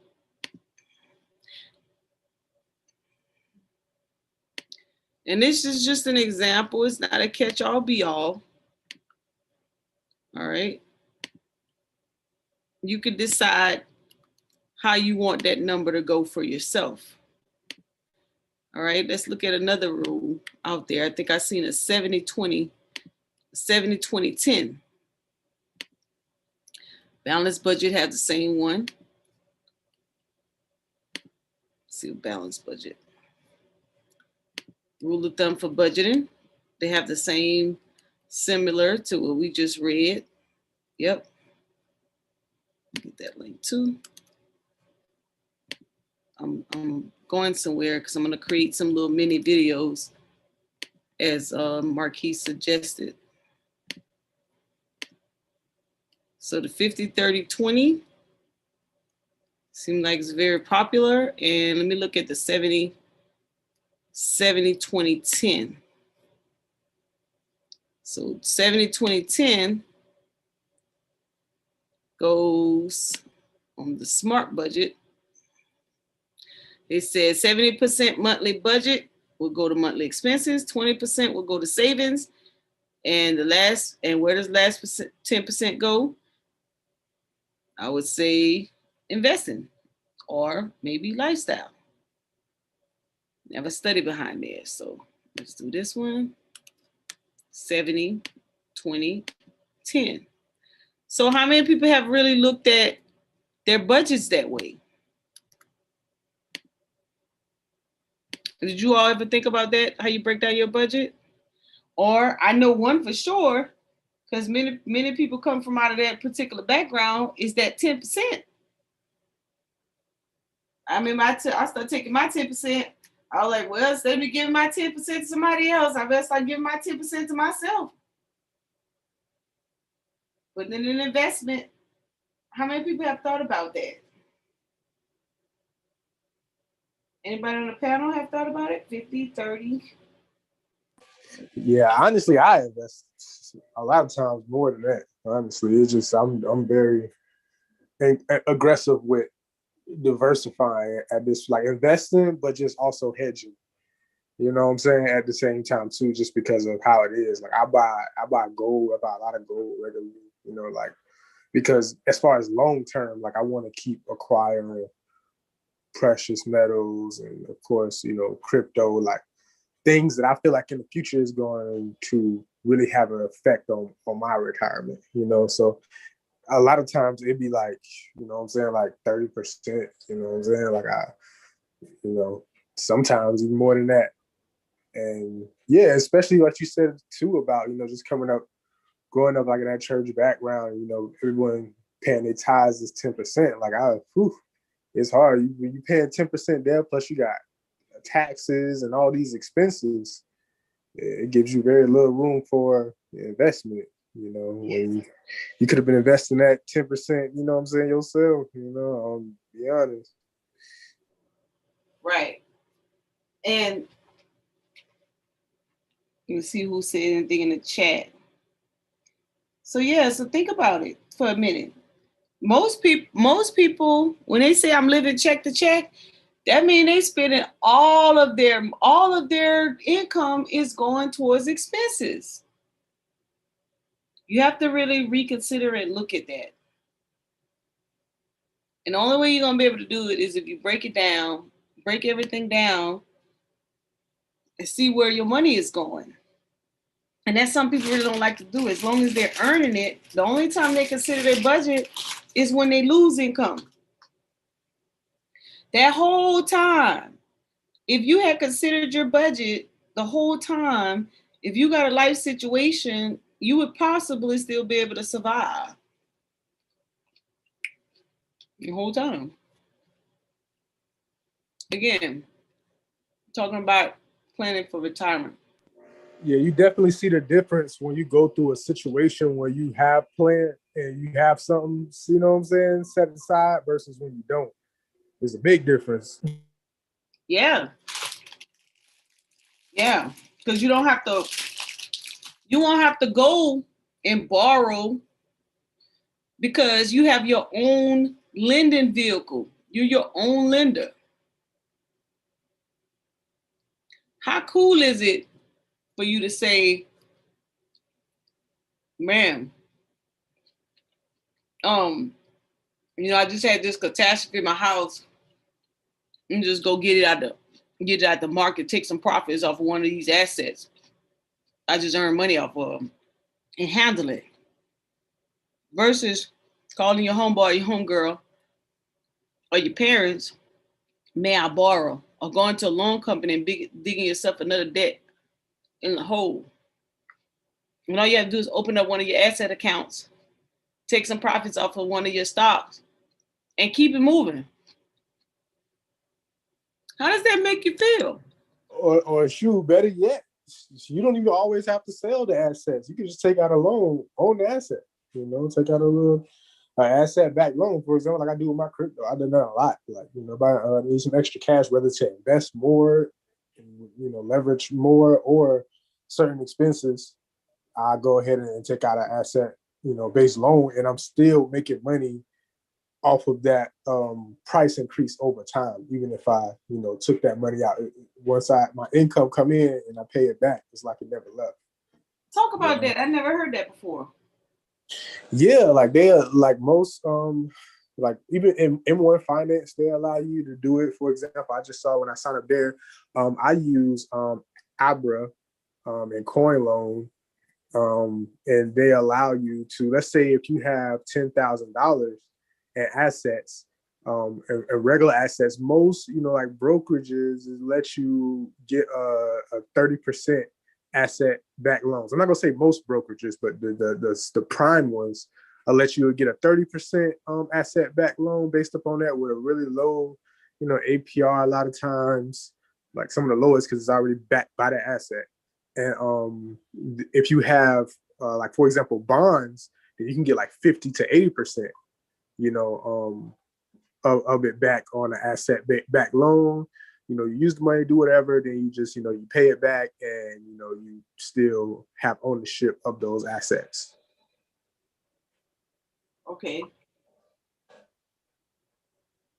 Yep. So it's like taking a loan from yourself, but still allowing your assets to be there versus, selling all of that stock and now you out of the game for that amount of stock. So like, for example, what if it was Bitcoin and I had 10 grand and I needed $3,000 to do something, then I go take that $3,000 out and, I use that $3,000 over a period of like 3 months, and Bitcoin shoots up, doubles, I missed out on that opportunity cost of having my money still in that. But if I just took out an asset-backed loan for that $3,000, use it or did whatever, Bitcoin shoots up in value, I just pay my loan back and get my Bitcoins back and I retain my value.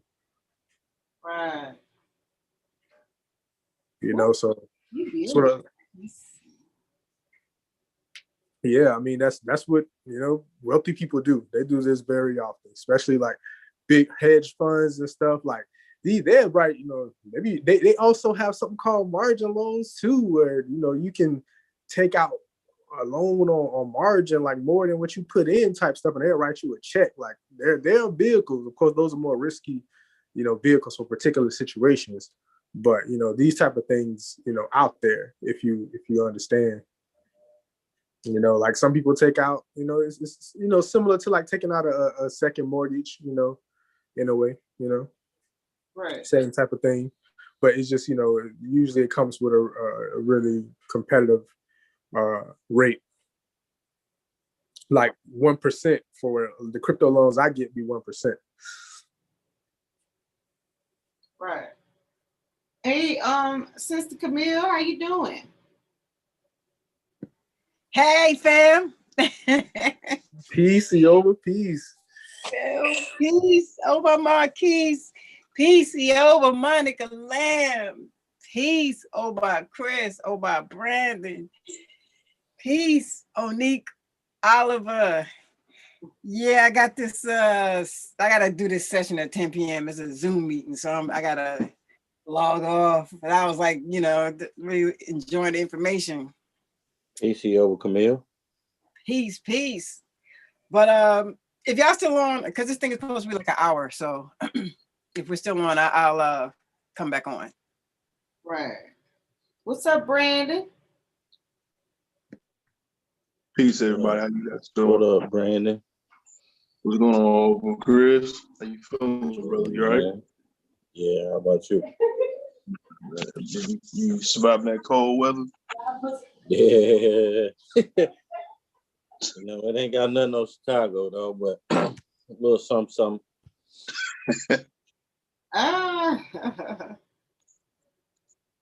Yeah, Chicago, y'all probably, Brandon, I miss you, Brandon. I ain't seen you in years. What do you mean? In a whole week. I was like, where's Brandon? Oh, no, it was me. Moving in snow yesterday, I ain't get on. I was out in the snow for like 2 hours trying to shovel the driveway. I was like, you know what? I'm sorry, Mo, I can't do it. You probably made too much money in the market anyway. Oh, Like, you know how she like to brag, like, guess what I got? Brandon get that.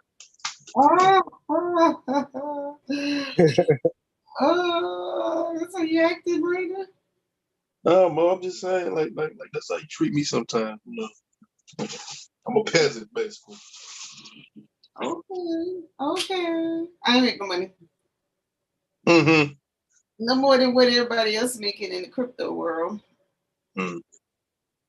Now, tonight we were talking about, put money away for retirement, how to get money, how to maximize your money instead of letting the IRS hold your money in them taxes and you get back the same money you let them hold versus you taking that money and putting it in an investment account and capitalizing. Did you guys see that that video I posted a while back with I think the Come Up series where he uses a Roth IRA to trade out of? Oh yeah, couldn't you do that with TD Ameritrade? Yep, you can do it with any brokerage account. So if you have like a set amount of money, like probably $2,000, you put it on a long-term leap option. Instead of you put it on an index fund, a good index fund. So let's say, for instance, Hero, you put on a leap option for like 2 years, but normally you want to take it out half of that time because you want to use that money to put in another index fund, and I think that's tax deferred too as well. But yeah, I want to check that out. Where you say the video is over, Brandon? Yeah. So it's in the you got AE's Discord thing. I put it in there for sure. I put it. Let's see. I did a leap. I've been watching Billions too, Marquise. That mug is good, man. Oh yeah, I done watched it probably like 4 times. Yeah, the whole series. Yeah, it's good. I did. Mo, you can't get this, Mo. You can't get this. Oh, go. I was just messing with you. I did. See that video. I did my first leap. I hope it works out for me. What you do your leap on? 4. Right. Oh man. Not good. You could have did better. I could do better. Yeah. Yeah, you could have did better. Oh, okay. You want like 200? Give me another one. I don't mind to know. Oh yeah, you did. How much you said it was? Chrissy, Brandon. Come on now, Mo. Yeah, come on now. You've been trading for a while now. I did it on this one. Which one? I did it for $12 strike price. Oh, Lee? Yeah. Is that 1151? 1151. I did 12, huh? What's the expiration? January 21st, 2020. How much you paid? Huh? How much you paid? $216. Oh man. I don't know about that one. For $12? Yeah. It went up. That's good. It should hit $12. It already done hit $12 a couple times. Yeah, I'm saying it's got to go past that to get any profit out of it. Got a whole year. That's what I'm saying. Yeah, it should be good. You got to break even. Yeah. Yeah, you got to break even. You don't think it will? No. I think it will. See where it's been at? Yeah. Well, we'll see what happens. So what's better? Talk to me. You said Hero. Yeah, Hero. Look at some of these index funds. Look at Vanguard. Yeah, Look at thank you. Swab. Thank you for the video, Brandon. Yeah. No problem.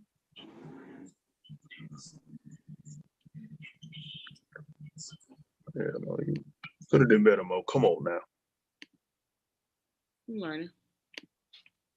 See what happened. It's only 6 months out. I don't get all of them.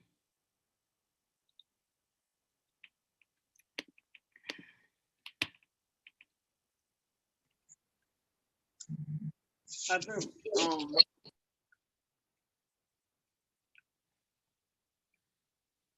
on the options, I'm not getting past the $26 point. No, there you go.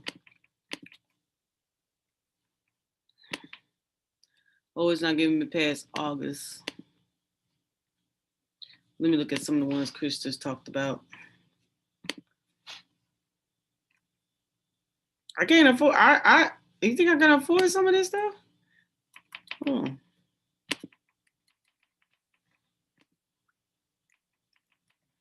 Where y'all go? I'm still here. Okay. Let's see. Let me see. Brennan. Oh, this is the black one. Where's it at right now? 60. That's a lot, Brandon. Try VOO. Is the ZOO? No, V. Oh, V.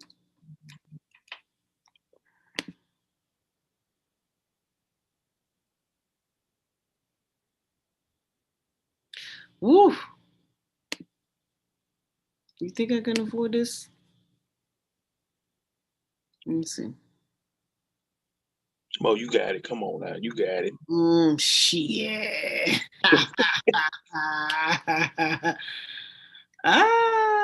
361. Brandon, $2,000. Mo, you got it. I don't reach in that bag. I know you got it. Yeah. Let's Just collecting dust. Give me somebody that I can afford. Let me look at my list. Spark's been going up since I've gotten it. Let's see.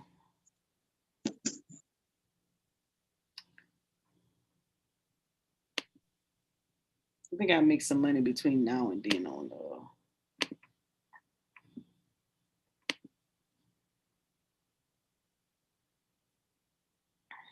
it's at $80 right now. See, even that's expensive. Oh, talk to me about something. Let me see Nike. Nike would have been a good one, ain't it?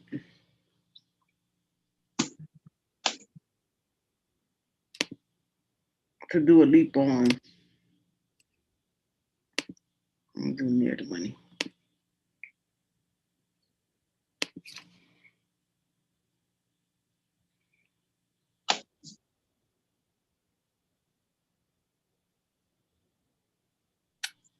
Yeah, it's so expensive. It's not too bad. Nah. What's the price? 144. Try Apple. Oof. I'd have to see how much it would go up in the year that. Oh gosh. Somebody seems to think 180. It's still 500 some bucks. Apple.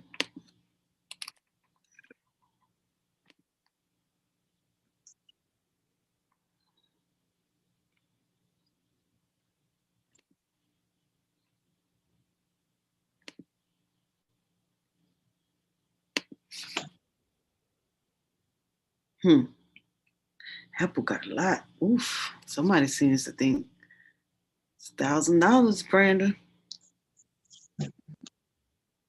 And they steady adding. Near the money. They already in the money. Look at Friday's date. 19th. Yeah. Whew. Apple about to bust a move? It looked like it. Dang.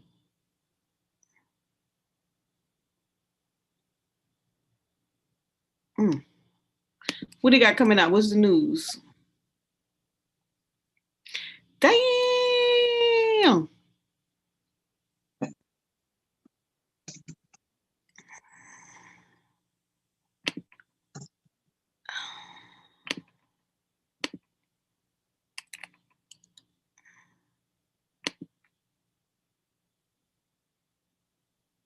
See, I already charged it.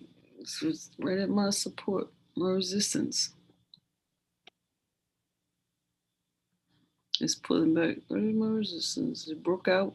That was in January though, so we're right here. Monday.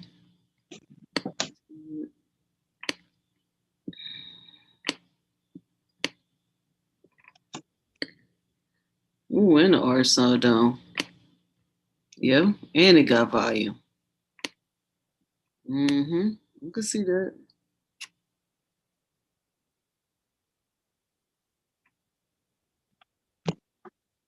You got the options on it? No, I was thinking about getting options on it. I'm more doing research on Nikola. Mm-hmm. Although not Nikola, but Neo. I don't know if you can pull up this website. It's called CSI Market.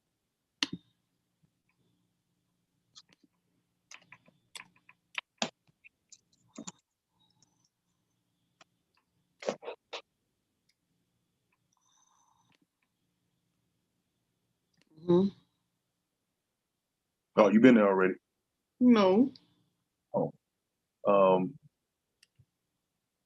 And what I've been doing is I've been looking at some of their distributors and see who's going to benefit off of a Neo. So I've been looking at Panasonic. I've been looking at what's the name of it? So we looking at company. Oh, my tongue here. Brandon, why you came on so late? So what, you trying to go to sleep?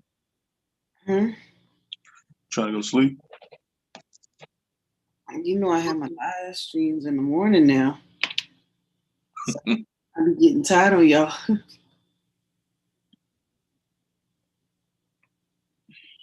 Where you want to go?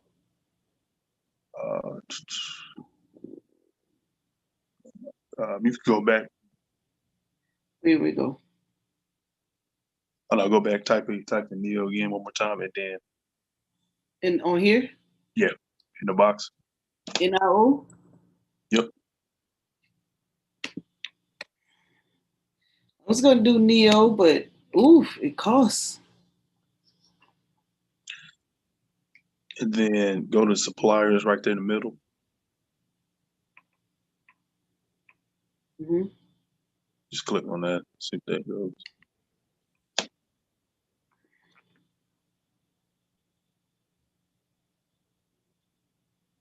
Should show you all the suppliers. If not, scroll down. It's a supplier list.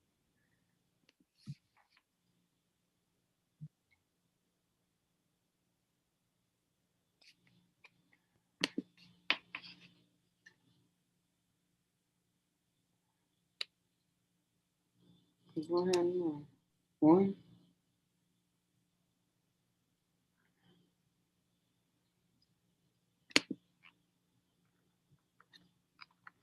I'm gonna do wrong.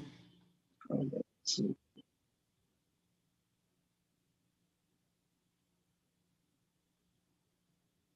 Hold up, I just had it.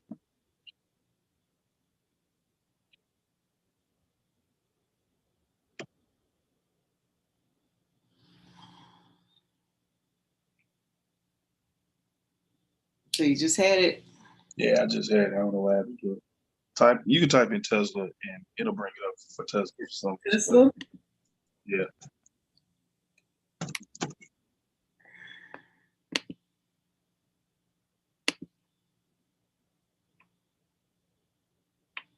You go to supplier. Mhm.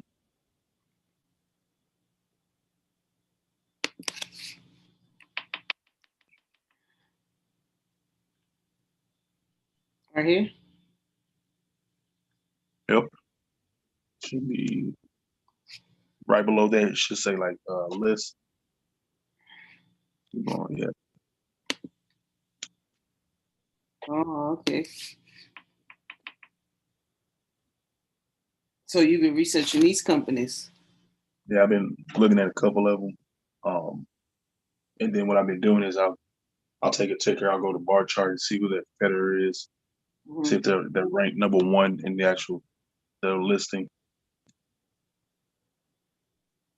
Okay. With the new website.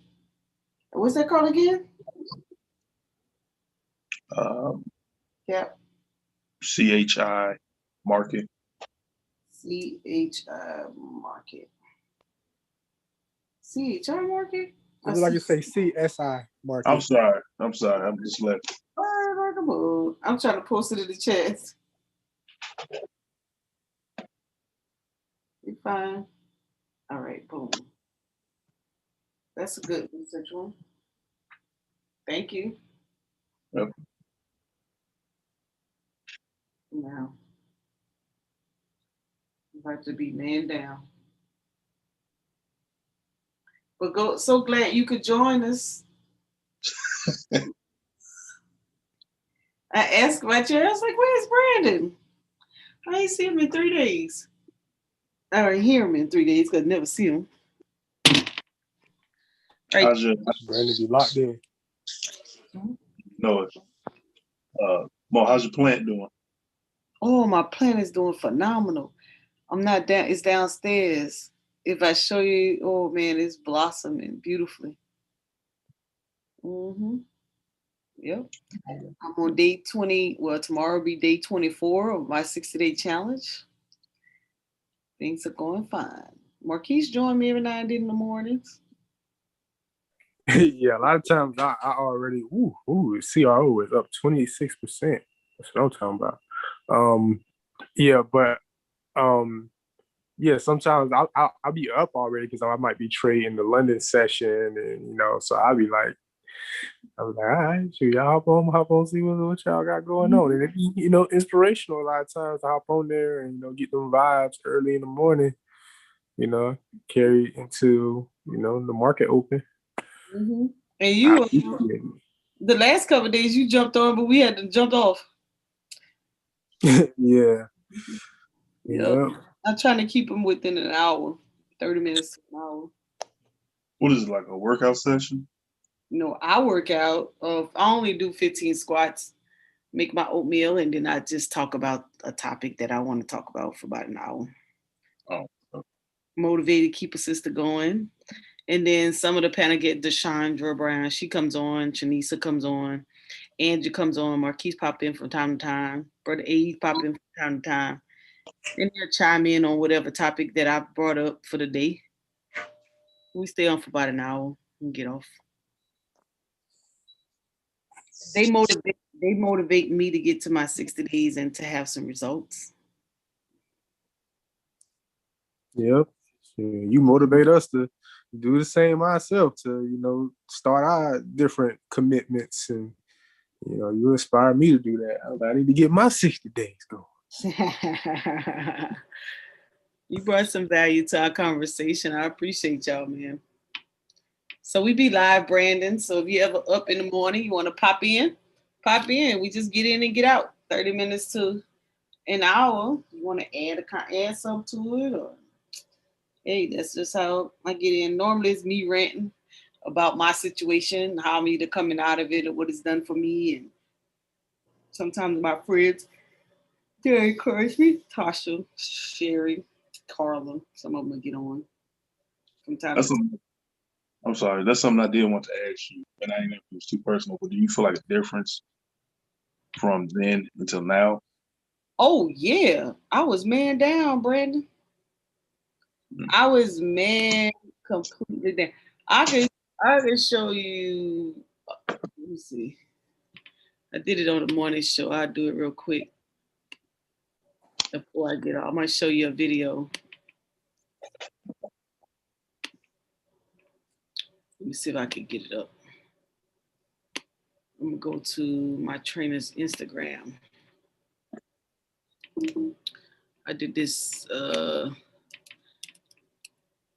you watch the struggle. Let me show you something. Let me log on. Oh shoot, what's my Instagram? Oh, Google it would automatically. I don't even know it. Oh my God. It would've already came up. What's my Instagram? Probably can't even get on this bad boy. That's horrible. Lock something in, you can't even remember your password. Oh, let me see if I can log in on my Facebook.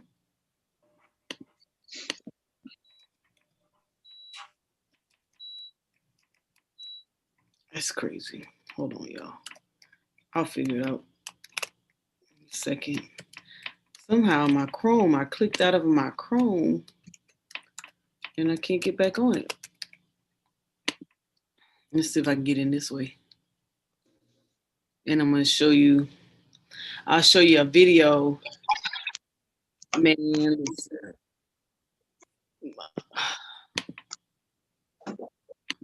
am I sharing my screen? Yep. Yeah. Trying to get to his page. I'm gonna show you a video that was recorded.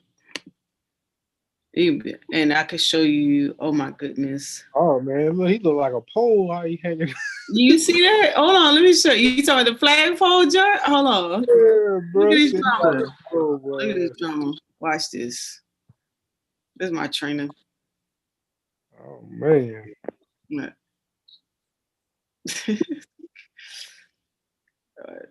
Ain't that crazy? Wow. That's some strength right there. Core. He's a core fanatic. Core and back and core, back and core, back and core. That's what's up. Back and core. Hold on, watch I show you. I'm gonna show you the struggle. This is September 2020. Mm-hmm. You see me barely lifting my leg? Mm-hmm. It's like 2 weeks. No, November. This was November. 15 weeks. That's what Which he is said. even worse. I was struggling. I was barely moving. I was struggling just to do that much. That was November. Mm-hmm. Let's show you. This is squat.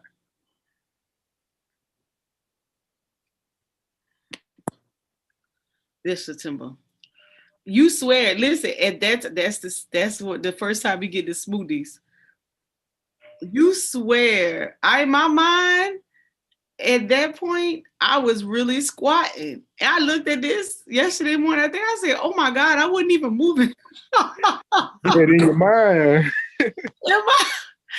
In my mind, I was actually bending my knee. And look, I was talking myself out of it. I was trying to talk my way out of doing it.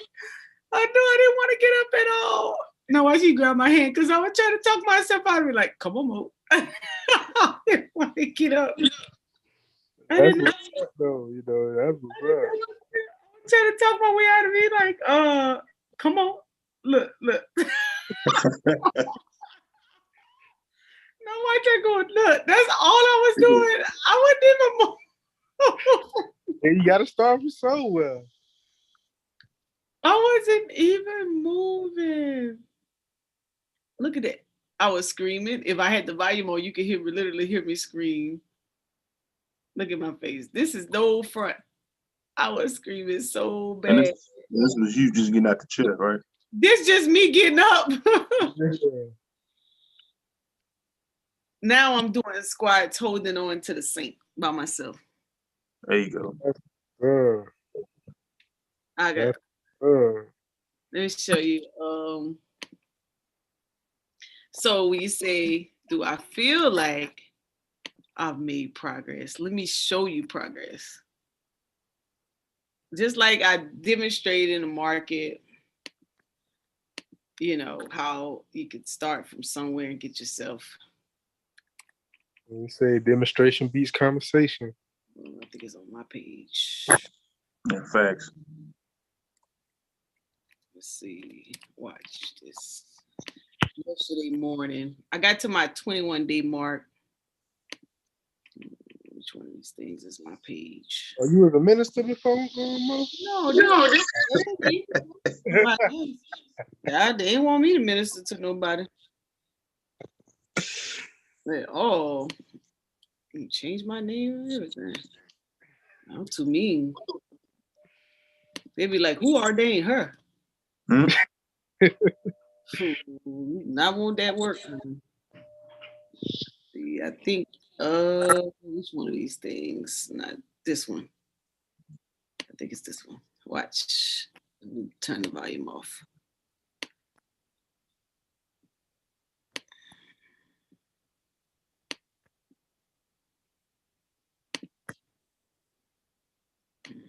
Right here.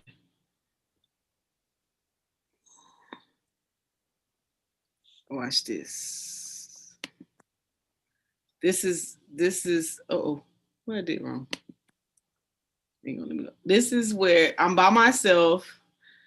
I use a chair. I was telling myself, I was moving back and forth. I was like, okay, how am I gonna show? I want to show them. It was day 22.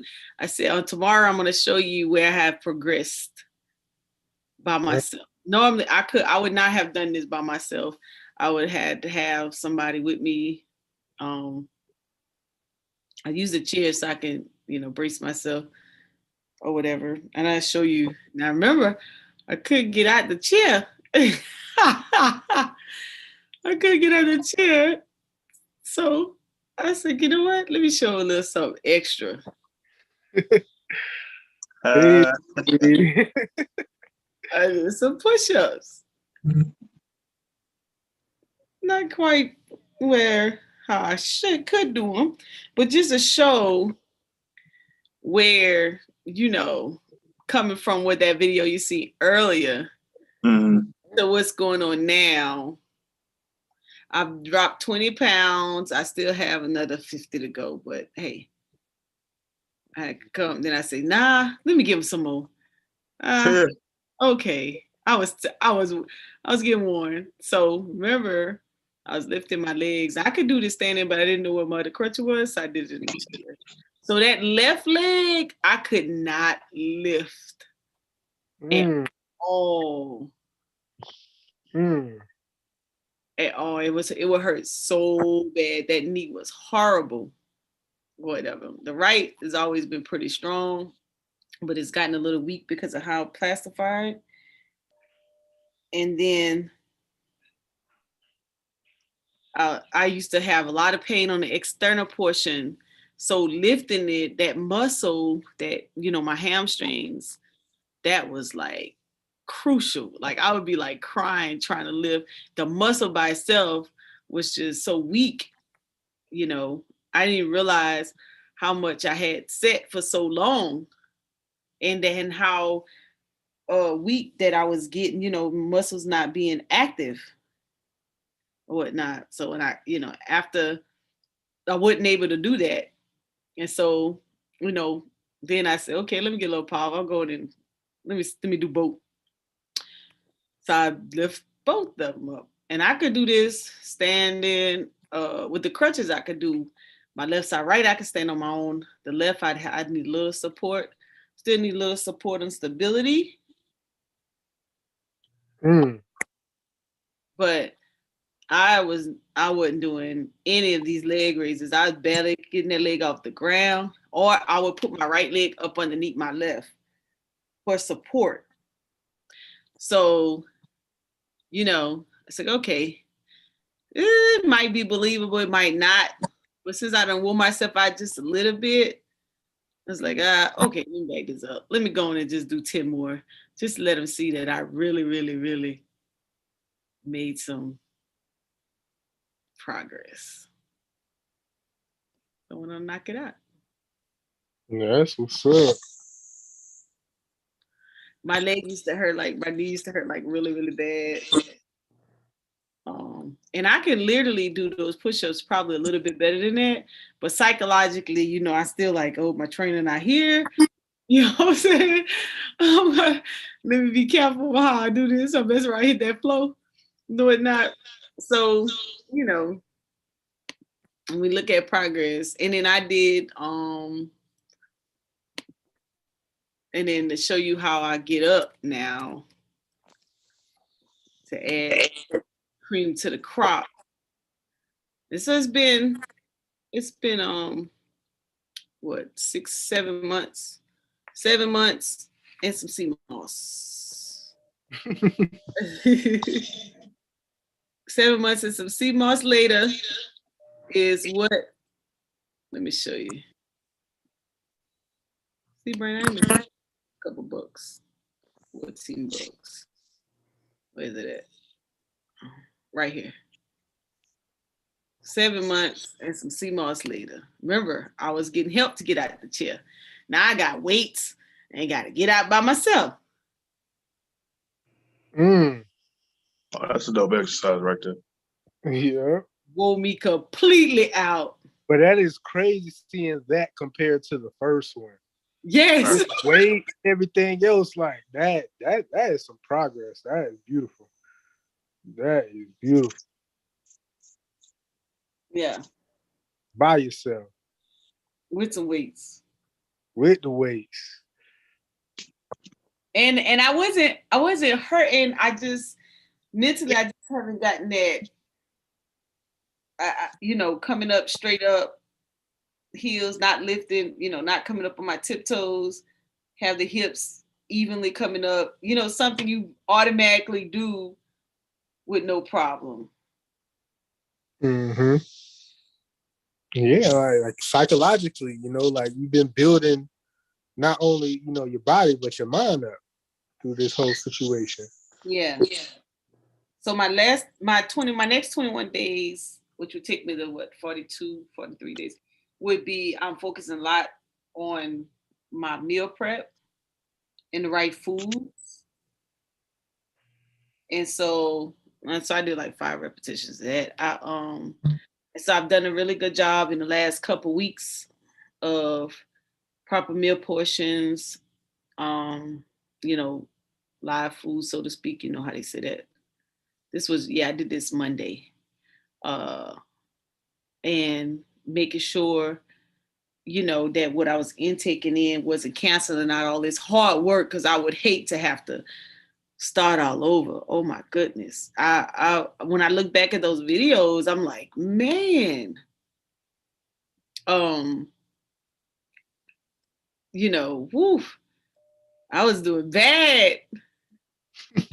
I was doing bad. Most people be like, how you do? I was like, man, yeah, I had to make it in my mind, live or die. I was going backwards.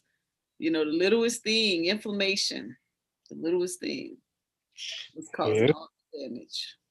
You ain't lying. You ain't lying. I was working hard. I was sweating. And then when I was done with that, I had to get on the floor and do leg raises and hold that weight up in the air. You know, I was super exhausted. So this is my little meal prep. Some shrimp. That look good now.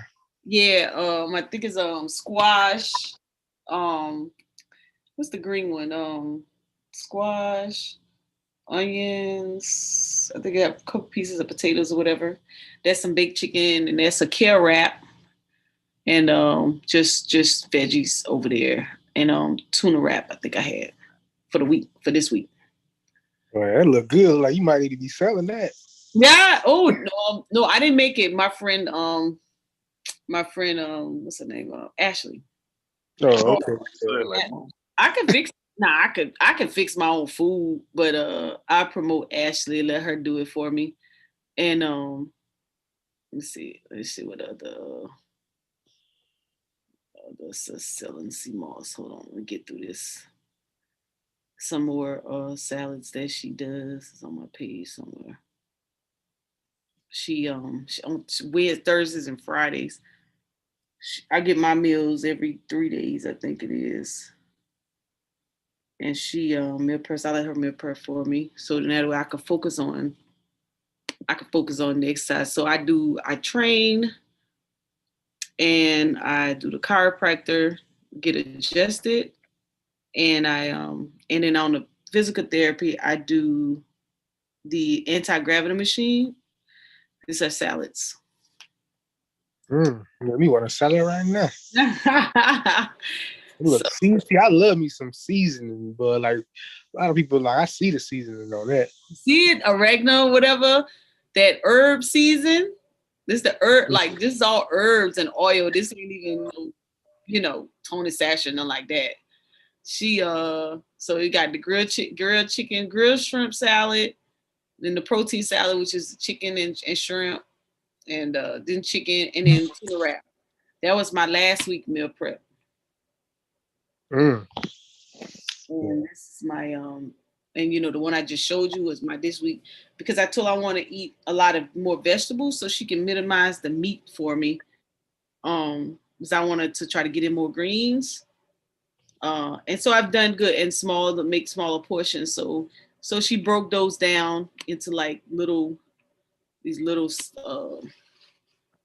bite-sized type bowls, which is good. I would have never thought these right here. See how small? Okay. Yeah, it's like yeah, so that I could get more meals in. I was having an issue eating multiple times a day. So in order for me to get it in, she broke them down for me. So it made it look like, once I eat it, I get hungry again. So I just go get me another one versus giving me that one big salad. And then I'm like, I ain't eat no more. So that I can space them out and I can burn the calorie or whatever. Yep. So look out for the results in the next 21 days. I'm expecting to be down, have dropped some more weight. And I drink my water and my oatmeal in the mornings in the workout. So in the morning, I drink 3 bottles of water, put my sea moss in my oatmeal, and I do that little workout. I do the little squats or whatever. I didn't show it on that one, but I do the squats. And then we talk. Yeah, it's kind of cool. Very interesting. That's what's up. I'm definitely proud of like that's beautiful. I'm glad to see the progress. I'm loving watching the journey, and it's going to inspire a whole lot of people. I'm pretty sure it is. That's amazing to like when you see, when you actually see it, the before and after, and the progress throughout. It's going to inspire a lot of people. Yeah, my trainer's supposed to he's going to put together that whole video transformation. He's working on that. That's why he captured it. Yeah, I see it. Yeah. And I hopefully, I'm walking on my tippy toes. I can make quite a few steps, and I can walk pretty good. With the 2 crutches, I walk really good. And then with the 1 crutches, I'm moving pretty fast. It's just now I have to get comfortable with walking again. And as crazy as that sound, coming from being an athlete, coming from being a soldier and all that, man, it's like, wow, something, it happened so quick. I didn't even know it happened. And then having to now dig your way back out of it. So, by the summer, well, hopefully by April, I'm actually making some simple strides without devices. And by the summer, I want to be at least a nice walk pace or a nice light jog. But I know it's not going to come unless I really take care of my eating, which is what I'm working on now in this next 21 days. So I done got beyond my habit now.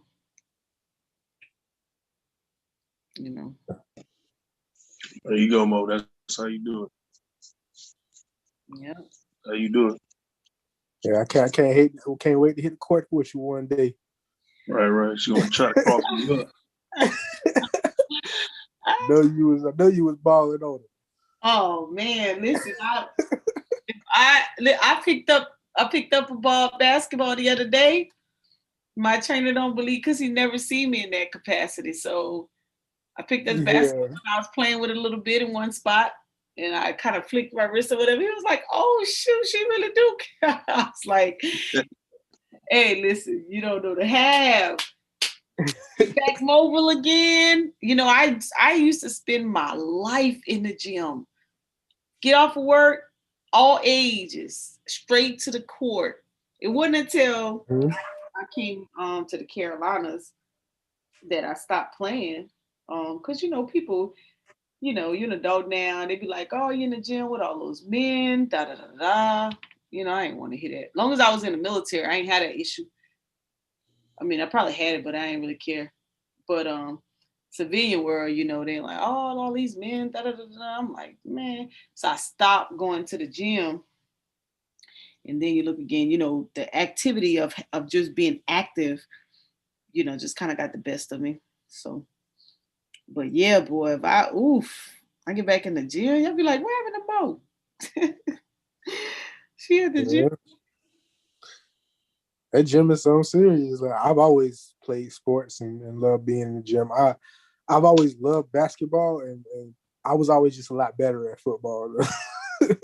You know, I'm a pretty good basketball player, you know, like, you know, more like point guard type, but I'm pretty good at football. You know, that was my sport. You know, I was number 1 D in Central Florida at one point in time. Mm-hmm. So yeah, that's the journey. So jump on sometime, Brandon. I will. Mm-hmm. Every now and again, see how our sister doing. Nah, I'll be on that. I'll be on that. Talk about you and that flower. Yep, my flower will be right there. Giving it steroids. That's why I look like that. Ain't no CMOS. I'm giving it sea moss. Sea moss water. Yep. So, but let me get my little butt in the bed so I get up in the morning. I appreciate you all more than you ever know. Thanks, sis, for hanging out with us this long. Brandon, Marquise, Chris, Monique, Camille, y'all, peace. Everybody, thank you for tuning in on social media. Hope you learned something that can help you in your economic situation. Subscribe to my channel, and I'll see you all at 6:30 a.m. Peace. Peace. Power profit. All right, peace, family.